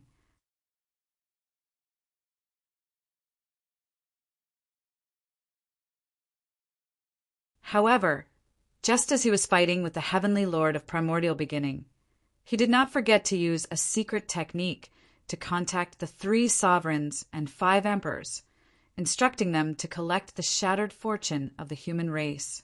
Whoosh, in the chaos, the connate cardinal treasure, Taiji diagram, and the immortal slaying sword formation swept over one after another, ruthlessly brushing towards the shattered fortune of the human race. In the blink of an eye, a portion of the human race's fortune was swept away. It was also at this moment that Feng Zichen finally saw clearly what method the 3 Pure Ones had used to take away the fortune of the human race. It was the position of the Emperor's teacher. The Grand Pure One was the teacher of the Emperor. In the primordial world, respecting one's teacher was not just a saying. It really had a very strong binding force. If one did not respect one's teacher and did not pay attention to the Tao, such a person would not be able to achieve much no matter how talented he was. Therefore, with this master-disciple relationship, the Grand Pure One could temporarily borrow the power of the Emperor to achieve the goal of collecting the fortune of the human race. The fortune of the human race might reject the Grand Pure One, but it would definitely not reject the Emperor Fuxi. Good, good, good. After seeing this scene clearly, Feng Zichen's face was livid as he said good 3 times. He had long known that the Grand Pure One held the position of the Emperor's teacher and would bring disaster to the human race sooner or later. However, he did not expect the Grand Pure One to be waiting for him at this moment. In theory, even if the Grand Pure One could borrow the power of the Emperor, it was impossible for him to collect the fortune of the human race endlessly. However, what was a cultivator? He was the destroyer of the rules. As long as he could find a loophole, he would be able to tear a huge hole out of it. If he could not even do that, the 3 Pure Ones would not be worthy of being called saints. With such a huge loophole like borrowing the power of the Emperor, the 3 Pure Ones would have a lot of room to operate. In other words, the human race had risen too quickly and did not give them much time to plan. Otherwise, it would not be as simple as reading the fortune. With a whoosh, the Zhouxing diagram rushed over and sent the Taiji diagram flying far away. At the same time, the shadow of the 6 paths of reincarnation quietly appeared and pulled the immortal slaying formation aside. The 3 emperors who were far away in the fire cloud cave also began to take action. Vast and unpredictable power surged out of their bodies, breaking through layers of space and reaching the mysterious unknown places river of destiny. Boom! In the next moment, the river of destiny trembled and emitted vast fluctuations.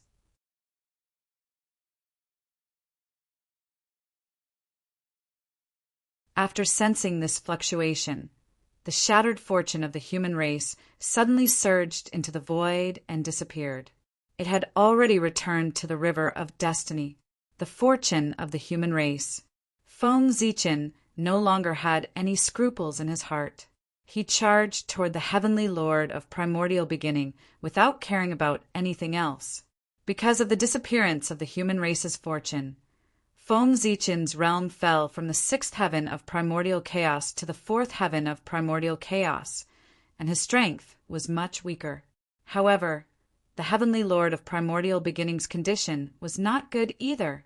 His destroyed right arm had yet to recover. It was not that the heavenly Lord of primordial beginning did not want to recover, but he could not. If it was just a broken arm, it was naturally not a serious injury to a saint. He could recover in the blink of an eye. However, it was different this time. When Feng Zichen smashed the heavenly Lord of primordial beginning's arm, the power of Pango on the human Tao imperial seal directly branded the heavenly Lord of primordial beginning's life mark, erasing the existence of his right arm from the source. In other words, the heavenly Lord of primordial beginning's right arm had been completely cut off by Feng Zichen. Without millions of years of effort, he would not be able to recover. And in these millions of years, the heavenly Lord of primordial beginning could only appear in the world with a one-armed appearance. After losing an arm, the heavenly Lord of primordial beginning's Tao body was no longer complete. It was hard to say what the future would be, but in a short period of time his combat strength would most likely drop by a lot. His combat strength was temporarily damaged. facing the fearless Feng Zichen. The heavenly lord of primordial beginning could not help but feel a little powerless and gradually fell into a disadvantage. In particular, when Feng Zichen learned from the 3 sovereigns and 5 emperors that 20% of the human race's destiny had been lost, he went completely crazy. That's right.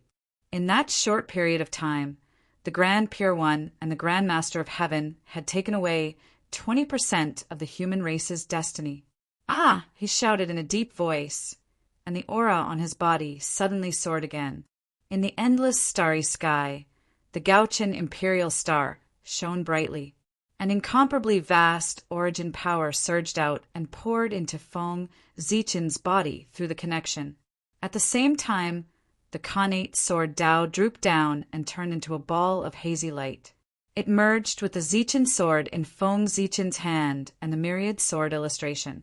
Whoosh! The myriad spirit crown was also shining. It borrowed the power of all spirits from the human Dao and blessed Feng Zichen's body. At this moment, Feng Zi had used all his trump cards. His strength reached an unprecedented peak and entered the 7th level of primordial chaos.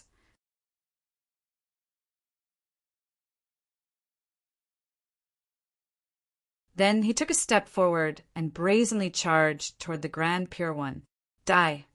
As soon as he finished speaking, his sword struck out. In an instant, an incomparably dazzling sword light appeared.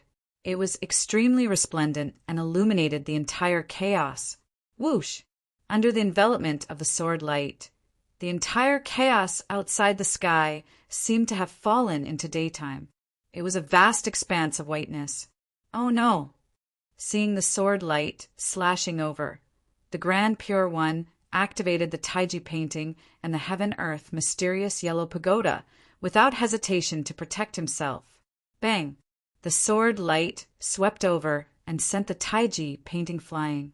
However, it did not hurt the Grand Pure One at all because he still had the protection of the heaven-earth mysterious yellow pagoda. Seeing that Feng Zichen's sword had missed, the Grand Pure One was about to let out a long sigh of relief. However, just as he finished taking a deep breath and before he could exhale, he saw the Zhouxing painting break through the sky. It was the great Emperor of Ziwei. Don't forget that the one fighting with the Grand Pure One was the great Emperor of Ziwei. Seeing that he was at a disadvantage, how could he not make a move? Not to mention, he and Feng Zichen were at the same time and had the same emotions. However angry Feng Zichen was, he was just as angry. With a bang, the Zhouxing painting crashed into the heaven-earth mysterious yellow pagoda and sent it flying. Needless to say, the heaven-earth mysterious yellow pagoda was indeed the #1 defensive treasure.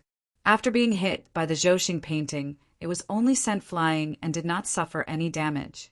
Without the protection of the Taiji painting and the heaven-earth mysterious yellow pagoda, the Grand Pure One appeared in front of the 2 of them without any defense. However, at this moment, the 2 of them did not look at him. Instead, they looked at the heaven-earth mysterious yellow pagoda in the distance. You're tuning in to the Thunder Spear YouTube channel. Don't forget to subscribe and join us on this journey to catch the most captivating stories.